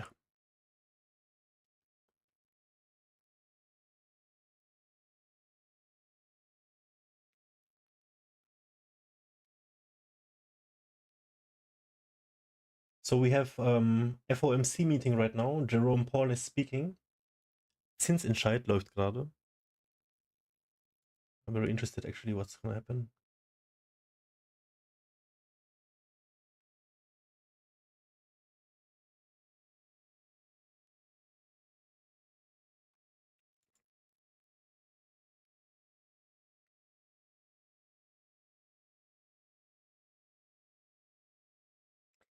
I really love Jordan Peterson. Should we listen to a segment of his? When God orchestrates a connection. See, he talks about God and as if God is a real thing. I don't mind talking about God, involving God in whatever it is. Right? I don't want to say I don't believe, but I'm very skeptical. However, still I use the phrases like thank God, right? Stuff like that. Or oh my God. I don't believe in a man in the cloud. It's something else. It's something that even the religions are getting wrong. Please don't stone me. But I see a title here, a video from his. When God wants you with someone, this will surely happen. It could be any other person having this video up. I would not listen to it. I would not click it. It's this Jordan Peterson. I love this man. I would love to have his brain, his way of speaking. Insane. It's so high skill. Let's listen a little bit. Between two people. It transcends the ordinary dynamics of human relationships. This is not about mere compatibility or shared hobbies. Instead, it's an encounter at the core of your being. Something so profound that it feels like meeting someone you've known forever, even if it's the first time your paths have crossed. This depth of connection is not easily explained by psychology or biology alone. It points to something spiritual, something divinely inspired. Such a bond resonates with the very essence of who you are. Imagine speaking to someone and realizing they don't just hear your words, they seem to intuitively understand the unspoken emotions and experiences behind them. You don't need to explain yourself endlessly or fear being judged. This kind of connection bypasses the superficial layers of identity, your job, your social status, or even your outward personality, and speaks directly to your soul. It's not that the other person completes you, but rather they reflect a part of your soul that feels both familiar and liberating. It is beautiful. What Jesus said. If you have this situation, it is beautiful. Do you get this feeling sometimes with people? I remember I did. Same goes for the other way, right? But what is it really? Is it divine? Or is it just random? Have you both been exposed to the TV instead of having time with your parents? Have you both watched TV at the same era? Was it this that molded you? Is that why you have something in common? I'm using the TV now as an example, though it could be anything, right? I hope you get where my point is with this. Let's see.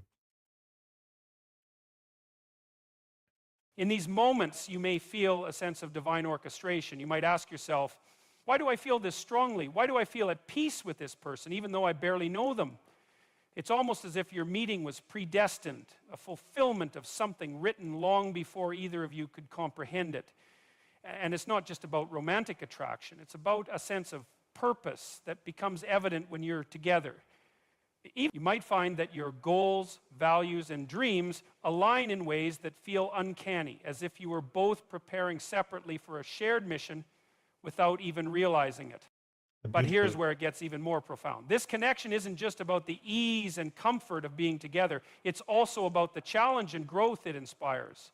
A divine connection brings to the surface parts of yourself you didn't know existed, both your strengths and your weaknesses. This person, rather than merely affirming you as you are, encourages you to grow into the person you are meant to become. They mirror your potential, and in doing so, invite you to step into a higher version of yourself. It's a partnership designed not just for happiness, but for transformation. What's critical to understand is that this type of connection often defies conventional expectations. You might not immediately recognize its significance because it doesn't always conform to the idealized versions of love we're fed by culture. It might be subtle rather than dramatic, steady rather than volatile. Or it could come into your life at a time when you least expect it or feel least prepared for it. This is the paradox of divine timing. It doesn't always align with our plans, but it always aligns with God's. What makes this connection particularly remarkable is how it brings peace amidst uncertainty. Relationships orchestrated by God are not without their challenges, but they are accompanied by a deep sense of reassurance. You may feel inexplicably calm in this person's presence, or find that, despite external obstacles, there is an unshakable conviction that you're meant to journey together. This peace is not the absence of conflict, but the presence of clarity, a knowing that you're exactly where you're meant to be. The modern world often tells us to rely on logic, to weigh pros and cons, and evaluate relationships like we're assessing a business proposal. But when God is involved, the connection surpasses rationality. That doesn't mean you throw reason out the window. Rather, it means that reason is supplemented by faith, intuition, and divine guidance. It's an invitation to trust something greater than yourself. A reminder. Now, this kind of connection is rare, and it's not something to be pursued recklessly. It requires discernment and patience. There's a difference between infatuation and divine alignment. Infatuation is fleeting, it burns bright and then fizzles out. Divine alignment, however, endures. It's built on a foundation of mutual respect, shared values, and spiritual resonance. It's a connection that not only uplifts you, but also honors God's purpose for your life. So, how do you recognize such a connection when it arises? Pay attention to how you feel, not just in moments of joy, but also in moments of vulnerability. Do you feel safe to be yourself? Do you feel inspired to grow? Do you sense a larger purpose at play? These are the hallmarks of a relationship that God is weaving into your life. In closing, remember this. When God connects you with someone, it's not just about love. It's about destiny. It's about aligning your life with a greater narrative, one that transcends your individual story and contributes to something far larger. If you're fortunate enough to experience such a connection, honor it, nurture it, and most importantly, trust it. Because in trusting it, you're not just trusting the other person, you're trusting God's plan for your life. God is trusted. Trust Him. That's what it means. The God is trusted. That's what it means. When God intends for you to be with someone, the connection will feel inexplicably grounded in trust. Trust isn't just a convenient byproduct of a relationship. It's the foundation on which everything else is built. And when God is at the center of a relationship, trust is not only present, but deeply intuitive. It isn't a trust born of mere repetition or habit, but one that feels as though it has been imprinted on your soul. And That must be amazing. To be able to blindly follow, to have faith.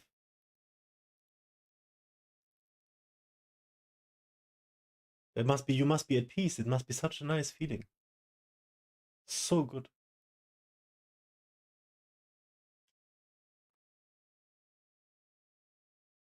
you see, trust is an extraordinary phenomenon. It requires vulnerability, a willingness to expose your weaknesses and fears in the hope that the other person will hold them with care.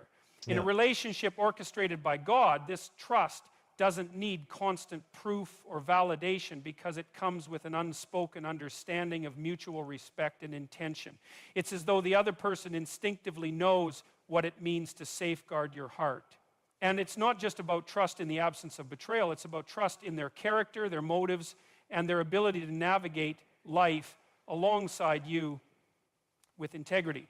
Don't you But wish you let's had a take life a like moment to this? clarify something. Trust is not the same as naivety. Doesn't mean ignoring red flags or excusing harmful behavior. In fact, divine trust sharpens your discernment. It allows you to distinguish between superficial charm and genuine character. When someone is truly the right person God has intended for you, their actions will consistently align with their words.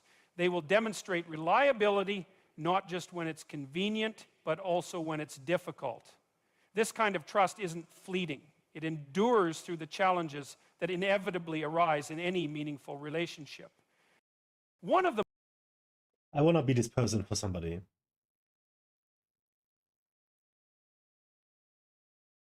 That would be amazing.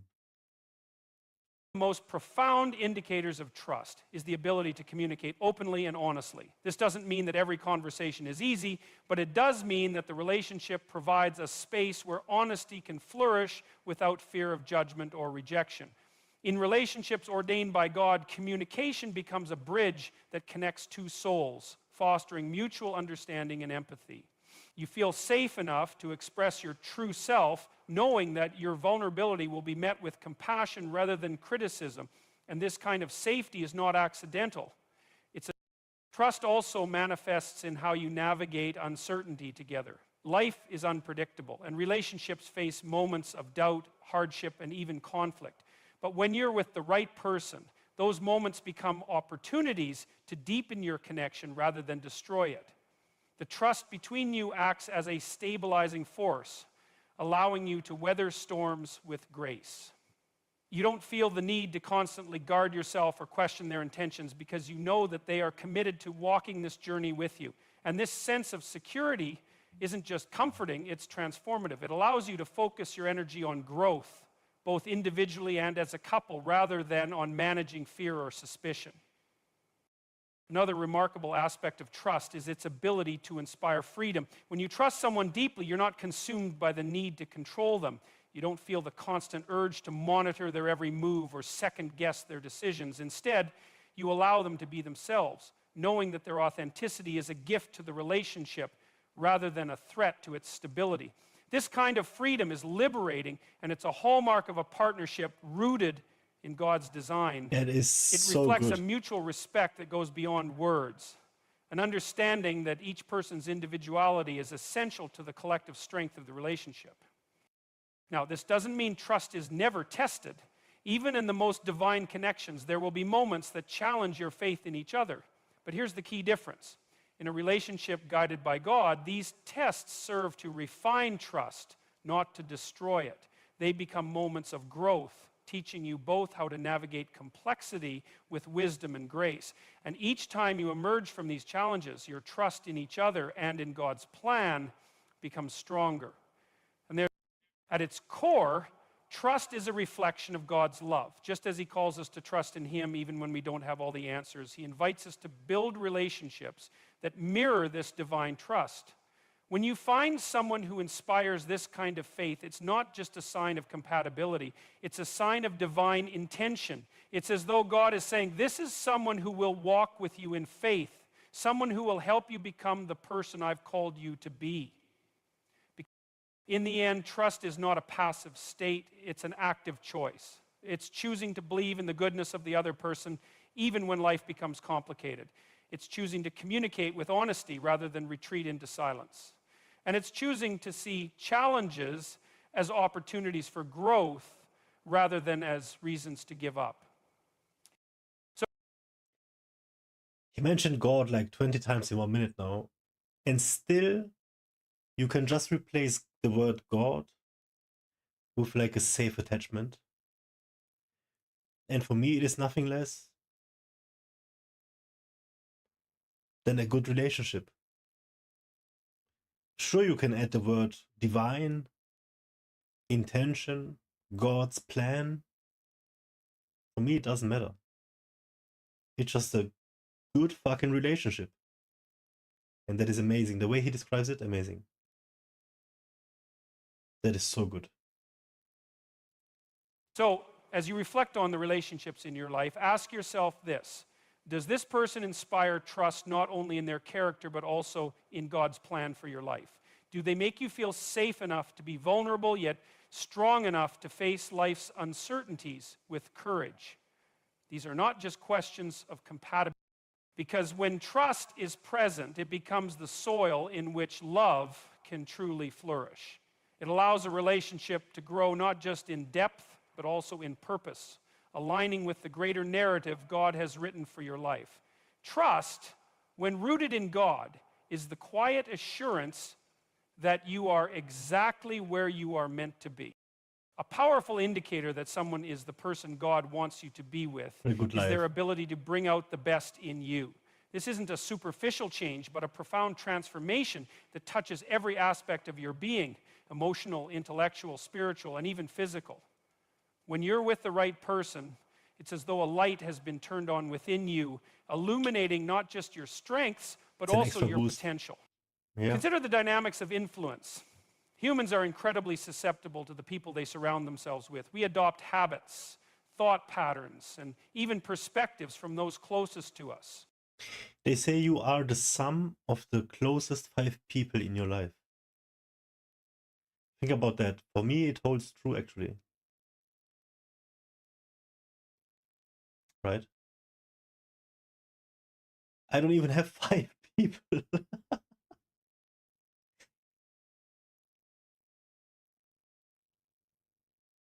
That's crazy.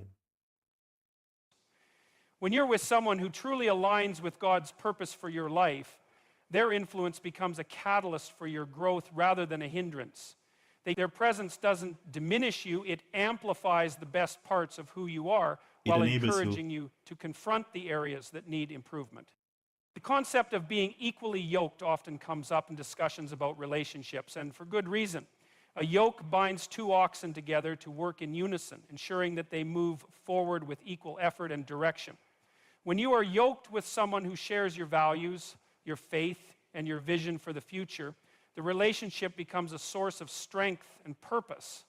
This person doesn't just walk alongside you, they actively participate in your journey, helping you carry the weight of life's challenges while celebrating its victories.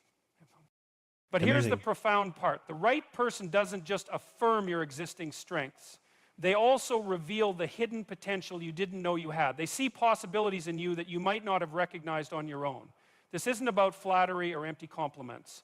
It's about genuine encouragement that inspires you to pursue your calling with courage and determination. They don't just tell you that you can achieve great things. This process, however, is not without its challenges. Growth often requires discomfort. When someone encourages you to become the best version of yourself, they may also hold up a mirror to areas of your life that need refinement. This can be uncomfortable, even painful at times, but it's also necessary. The right person doesn't shy away from difficult conversations or constructive criticism because they understand that true love seeks the good of the other person, even when it's hard. They hold you accountable not to control you, but to help you align your actions with your highest values. It's also important to recognize that this dynamic is reciprocal. Just as the right person brings out the best in you, you should do the same for them. Relationships are not one-sided, they are a partnership. If someone is helping you grow, but you're not investing the same energy into their development, the relationship becomes unbalanced. Godly relationships thrive on mutual edification, where both individuals are committed to each other's growth. Again, you can take out the word godly and just put in good. It's a synonym. Another key aspect of this transformative influence is the way it impacts your relationship with God. The right person will draw you closer to God, not pull you away. They will encourage you to deepen your faith, to seek God's will in all things, and to live a life that reflects His love and grace. This isn't about imposing religious expectations or rituals. It's about inspiring each other to walk in alignment with divine purpose. Their faith becomes a source of encouragement, a reminder that you are not navigating life's complexities alone. It's worth mentioning that this kind of relationship is rare. It's not something that happens by chance. It's the result of divine orchestration and intentional effort. Finding someone who truly brings out the best in you requires discernment, patience, and a willingness to wait for God's timing. It's tempting to settle for less, especially when loneliness or societal pressure weighs heavily. But settling for a relationship that doesn't inspire growth is ultimately a disservice to yourself and to God's plan for your life. So, how do you know if someone brings out the best in you? This Reflect guy on is how you crazy. feel and act when you're It's around so them. good. Do they inspire you to be more kind, patient, and generous? Do they challenge you to think critically and act courageously? Do they encourage you to pursue your passions and align your life with your values? If the answer is yes, then it's worth exploring the possibility that this person is a part of God's plan for you. In the end, the right relationship is not about finding someone who makes life easy. It's about finding someone who makes life meaningful. It's Yeah. about creating a partnership that pushes both of you toward your highest potential while anchoring you in faith and love. This kind of connection is not only fulfilling, but also deeply transformative, aligning your life with the greater purpose God has for you.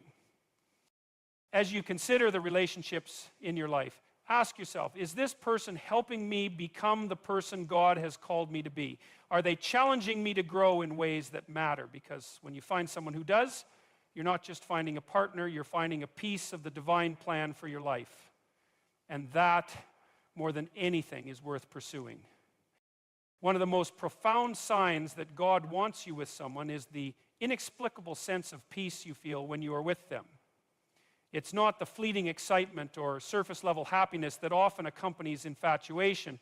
Rather, it's a deep, abiding calm that permeates your interactions and rests in your heart. This peace is not simply a lack of conflict or the absence of challenges. It's a reassurance that transcends circumstances, anchoring you in the conviction that this relationship aligns with God's purpose. Consider the difference between emotional chaos and emotional clarity. When a relationship is not right, there's often an underlying sense of unease. Doubts creep in, conflicts feel unresolved, and the emotional landscape can be turbulent. But when a relationship is rooted in divine intention, that turbulence gives way to stability. It's not that disagreements never occur or that life suddenly becomes perfect. Instead, it's the way these challenges are handled that reveals the true nature of the connection. When you're with the person God has chosen for you, conflicts are approached with mutual respect, understanding, and a commitment to resolution. The peace you feel is not the absence of struggle, but the presence of harmony in how struggles are navigated. Because This you will sense of always peace struggle. also extends to your spiritual life. When God wants you with someone, your relationship becomes a source of spiritual encouragement rather than a distraction from your faith.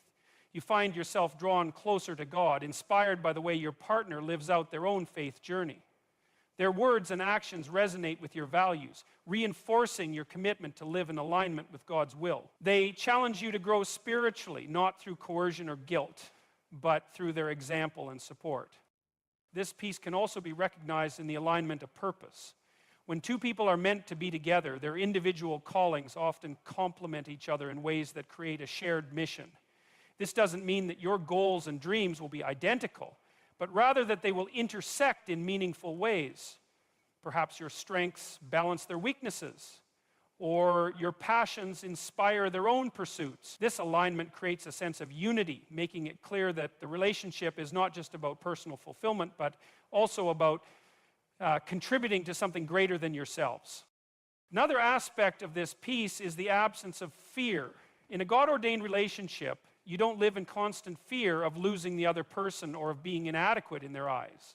Instead, there's a mutual assurance that you are both committed to nurturing the relationship and honoring the covenant you've made with God. This security doesn't come from blind optimism or naivety. It comes from a shared understanding that the relationship is a sacred trust, not to be taken lightly or abandoned in moments of weakness. It's important to note that this peace does not mean that every moment will feel perfect. Relationships, even those that are divinely orchestrated, require effort, patience, and grace. There will be seasons of difficulty, moments of doubt, and times when you must work harder to maintain the connection. But the difference lies in the underlying foundation. When God is at the center of a relationship, the peace you feel serves as a reminder to persevere. It's a constant reassurance that you are where you're meant to be, even when the road is challenging. And this peace also extends to the people around you. When you are with someone God has chosen for you, your relationship becomes a source of blessing to others.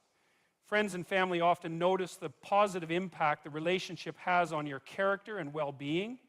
They see the way you support and uplift each other, and they too feel a sense of peace and gratitude for the union. This ripple effect is another sign that the relationship is aligned with God's will, as it brings light and love not only to you, but also to those around you. Finally, this peace allows you to trust the process. When you're with the right person, you don't feel the need to control every detail or force outcomes. You can rest in the knowledge that God is guiding your steps, shaping your journey in ways you may not fully understand, but can trust completely. This trust frees you from anxiety and allows you to focus on nurturing the relationship rather than constantly questioning it. In the end, peace is one of the clearest indicators of God's hand in a relationship. It's a peace that surpasses understanding, grounding you in the knowledge that you are exactly where you're meant to be. It's a peace that encourages growth, fosters unity, and strengthens your faith. As you reflect on your relationships, ask yourself, do I feel this kind of peace? Does this relationship draw me closer to God and to my best self? If the answer is yes, cherish it, nurture it, and trust that in this peace you are walking in alignment with God's plan. When God orchestrates a relationship, his peace acts as both a compass and a refuge, guiding you through life's uncertainties while reminding you of his presence in your union. Let that peace be your assurance, your motivation, and your reason to trust his timing and his plan. When God wants you with someone, one of the most compelling signs is the growth and transformation that relationship inspires within you. Love, in its truest sense, is not simply about comfort or pleasure. It is a crucible for personal evolution. A God-centered relationship challenges you to become more than you were before, not by force, but by the natural inspiration that comes from being with someone who reflects God's intention for your life. Growth in a relationship doesn't always feel easy. In fact, the most meaningful relationships often bring to the surface parts of ourselves we'd rather not confront: our fears, insecurities, and shortcomings. This is not a sign that something is wrong. Rather, it's evidence of the refining power of love. When you're with the person God has chosen for you, they don't shy away from the difficult aspects of who you are. Instead, they lovingly encourage you to face those aspects, to wrestle with them, and to emerge stronger and more whole. This process isn't about judgment or criticism. It's about support and a mutual commitment to becoming the best versions of yourselves. Consider how iron sharpens iron. This biblical metaphor speaks to the way people in close relationships can refine one another. A God-ordained partnership works in much the same way. It's not about tearing each other down, but about shaping each other into the individuals God intended. Your partner might challenge your perspectives, push you to take risks, or encourage you to confront habits that no longer serve you. At first, these challenges might feel uncomfortable, even frustrating, but over time, you begin to see the fruit of this work. You find yourself growing in patience, humility, and resilience. All qualities that align with God's vision for who you are meant to be. Amazing This growth qualities. is not one-sided, it's mutual. In a relationship ordained by God, both individuals are equally invested in the other's development. There is a sense of reciprocity, a shared understanding that your love is not just about what you can receive, but also about what you can give. You find joy in supporting your partner's growth, even when it requires sacrifice or effort on your part. This mutual investment. Man, I'm so big on this part that he said. And nowadays it is seen as a weakness in society.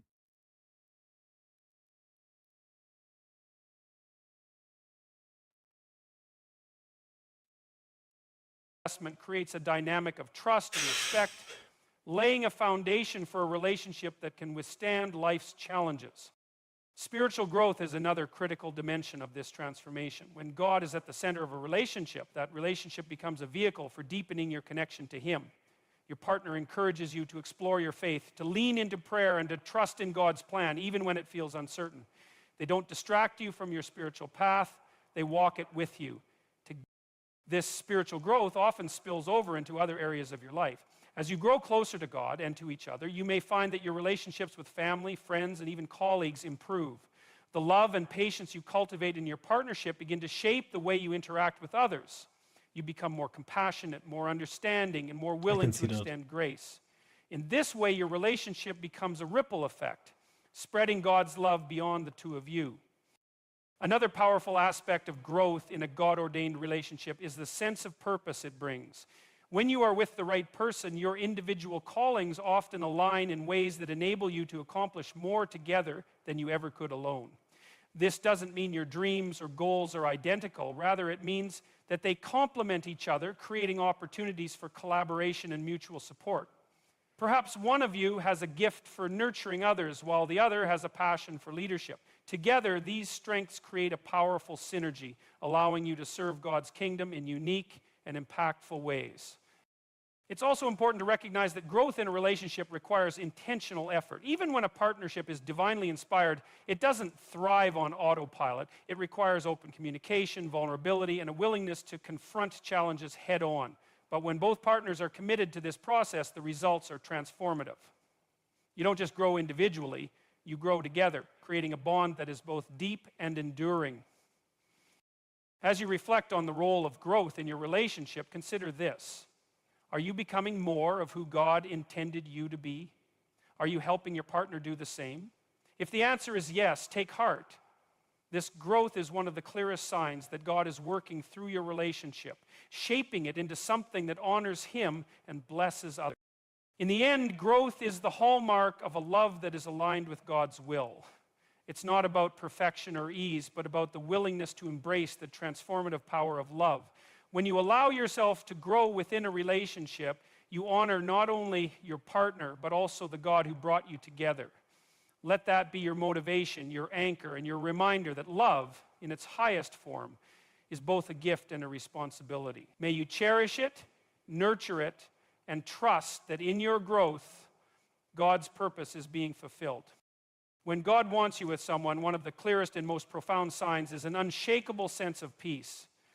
Not the fleeting kind of peace that comes from avoiding conflict or discomfort, but a deep, abiding calm that anchors you even in the midst of uncertainty.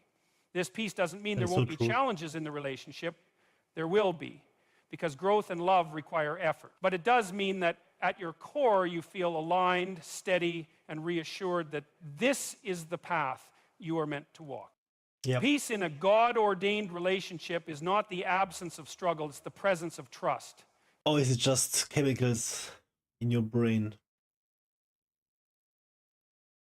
making you crazy? It's so close to each other, no? You trust that God has brought this person into your life for a reason, and that trust creates a foundation that no storm can shake. Even when disagreements arise or life throws unexpected challenges your way, you find yourself returning to this inner calm. You feel it in the quiet moments when you're together, in the way they look at you with love and understanding, and in the way you're able to resolve conflicts without tearing each other down. This peace is God's way of affirming that you're where you're supposed to be. It's important to note that this peace is not the same as infatuation or excitement, which often come early in relationships but can fade with time. Peace is enduring. It remains when the initial thrill wears off and the reality of life together sets in. It's in the way you feel safe opening up to your partner, knowing they won't judge you or use your vulnerabilities against you. It's in the way they make you feel seen and valued, not just for what you can do for them, but for who you truly are. This kind of peace is a hallmark of divine intention because it reflects God's desire for you to experience love that is steadfast and true. One of the most remarkable things about peace in a God-ordained relationship is that it often extends beyond the two of you. Others may notice it even if they can't quite put it into words. Your family and friends might comment on how grounded and happy you seem or how your relationship brings out the best in both of you. This peace becomes a testimony to God's work in your lives, a quiet but powerful witness to the way He orchestrates love in ways that surpass our understanding. This peace doesn't mean there won't be doubts or fears at times. We're human, after all, and even in the most divinely inspired relationships, moments of uncertainty can arise. But the difference is that these doubts don't consume you. Instead, they serve as opportunities to turn to God for guidance and reassurance. When you pray about your relationship, you don't feel confusion or anxiety. You feel clarity and confidence. You sense God's presence, gently reminding you that He is in control and that His plans for you are good. This peace also has a way of silencing the noise around you. In a world that is often loud with opinions and expectations, and what your relationship should look like, how quickly it should progress, or what sacrifices you should or shouldn't make, peace helps you tune out the distractions and focus on what truly matters. You're not swayed by the fleeting trends of culture or the unsolicited advice of others, because you know deep down that your relationship is grounded in something far greater than public opinion. It's grounded in God's will. In practical terms, this peace manifests in how you navigate life's complexities together. You approach decisions with unity, even when compromises are required. You communicate openly and honestly without fear of rejection or misunderstanding. And when hardships come, as they inevitably do, you face them with a sense of partnership rather than opposition. You don't question whether you'll get through it. You simply focus on how, knowing that God is guiding your steps. Ultimately, peace in a God-centered relationship is a reflection of God's character. God is not a God of chaos or confusion, but of order and harmony. When you experience this kind of peace, it's a reminder that you're living in alignment with His plan. It's a gift, yes, but it's also a responsibility to nurture it, protect it, and honor it by treating your relationship with the care it deserves.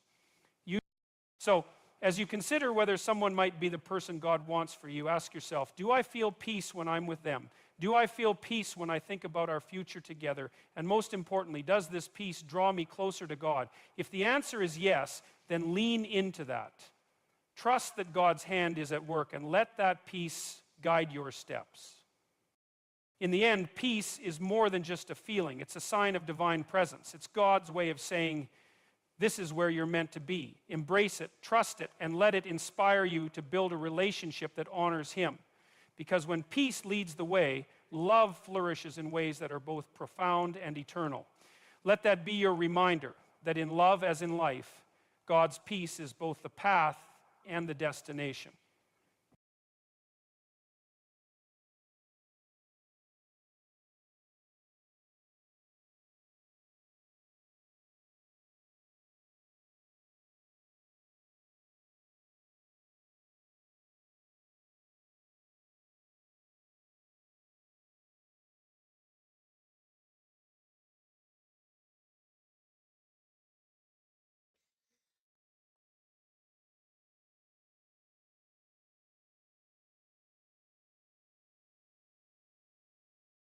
This makes me tear up a little bit. That was so good video. Again, you can replace the word God with true love, good love, healthy, secure, all of these things. It doesn't have to be as spiritual as he presented it to be. And the way he explained was so beautiful, dude. If you don't want this in your life, then what do you want? Right?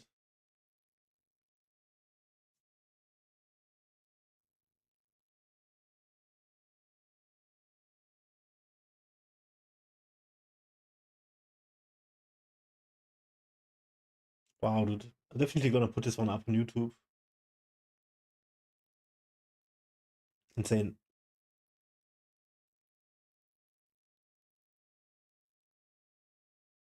Insanely good. Really good.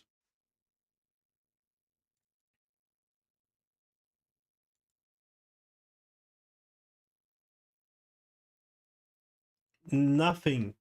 There is nothing in how long? In 30 minutes of him talking without a break. Nothing that I would question. Zero. This is how it's meant to be. With the good and the bad. He mentioned it all. All throughout, I'm listening this, I'm thinking,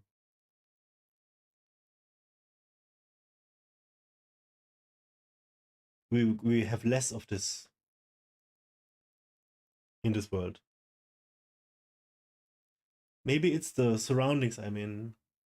Maybe it's the age group.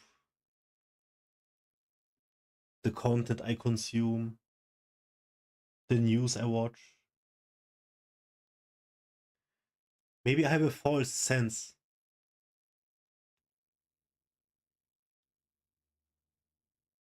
And am faulty in giving this statement. But also, I do strongly believe we have less and less of this in the world. After all, it's the children which are the future.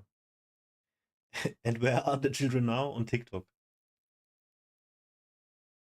I do not want to say TikTok is the devil, but it is. I'm posting shorts daily for the past 2 weeks or so. On TikTok, YouTube, Twitter, Instagram, Facebook, all of the socials. And the TikTok socials stand out for me the most. I see the templates and what people are looking at, what has the highest views, and it's all vanity. 1,000,000%. Zero depth. Zero. It is all superficial, fake.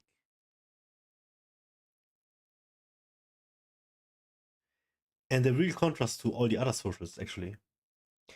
If I post a short on TikTok where the intro would be something, I don't know, an animation, a picture of something else, than naked skin, it gets so much less views. However, if I post a short where the first second is me flexing, within 2 hours, it's like 1K views. The templates that you get for TikTok, thousands and thousands of templates. There is special effects underlining whatever is there to see in the short. And mostly it's just superficial people with filters, fake money, fake jewelry.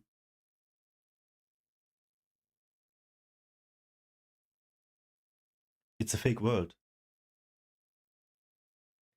Who was it that said every day we strive further from God? It's true. Whatever God is. Nietzsche says God is dead.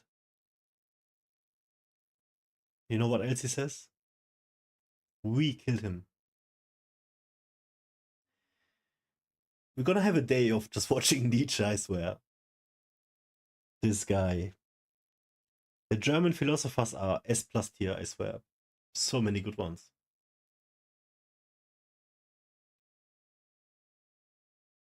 That was really good. It just confirms my belief, which has nothing to do with spirituality or God or anything. Just with what I think is right and what I want in life.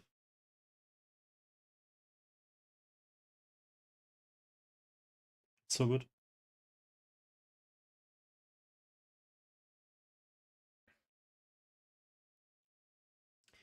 Gonna have to make some food, guys. I think this should be it for now. The FOMC went positive. Stocks are green. Still, I lost a bunch of money today. Fuck, I don't have any cash left, guys. Everything is way too expensive. Oh my god. And so much shit is coming together. Oh my god. The phase laser is insanely expensive.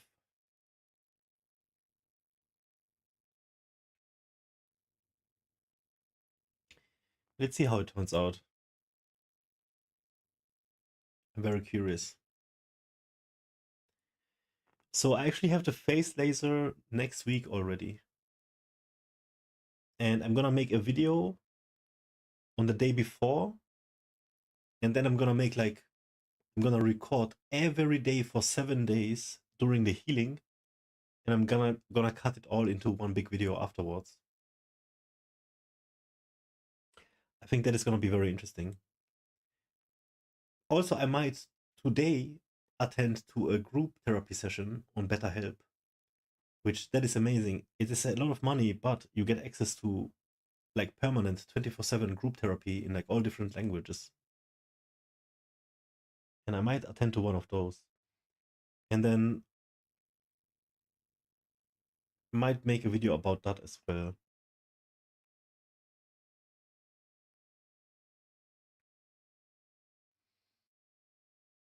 That was a good end of the day. I liked the videos we watched. They were very informative, very, very nice.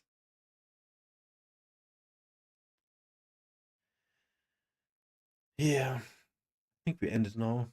I'm just gonna make some food and maybe get some work done. Thankfully, today was not that many work to do. Yeah, I did everything. And I'm kinda up for more.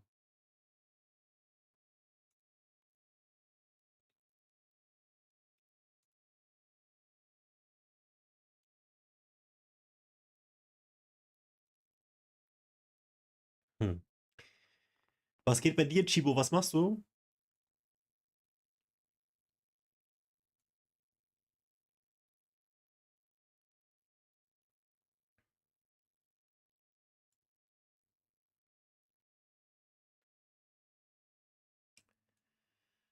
I really want to know if fixing the bitrate was good now. Apparently the quality didn't get diminished too much. So that is cool.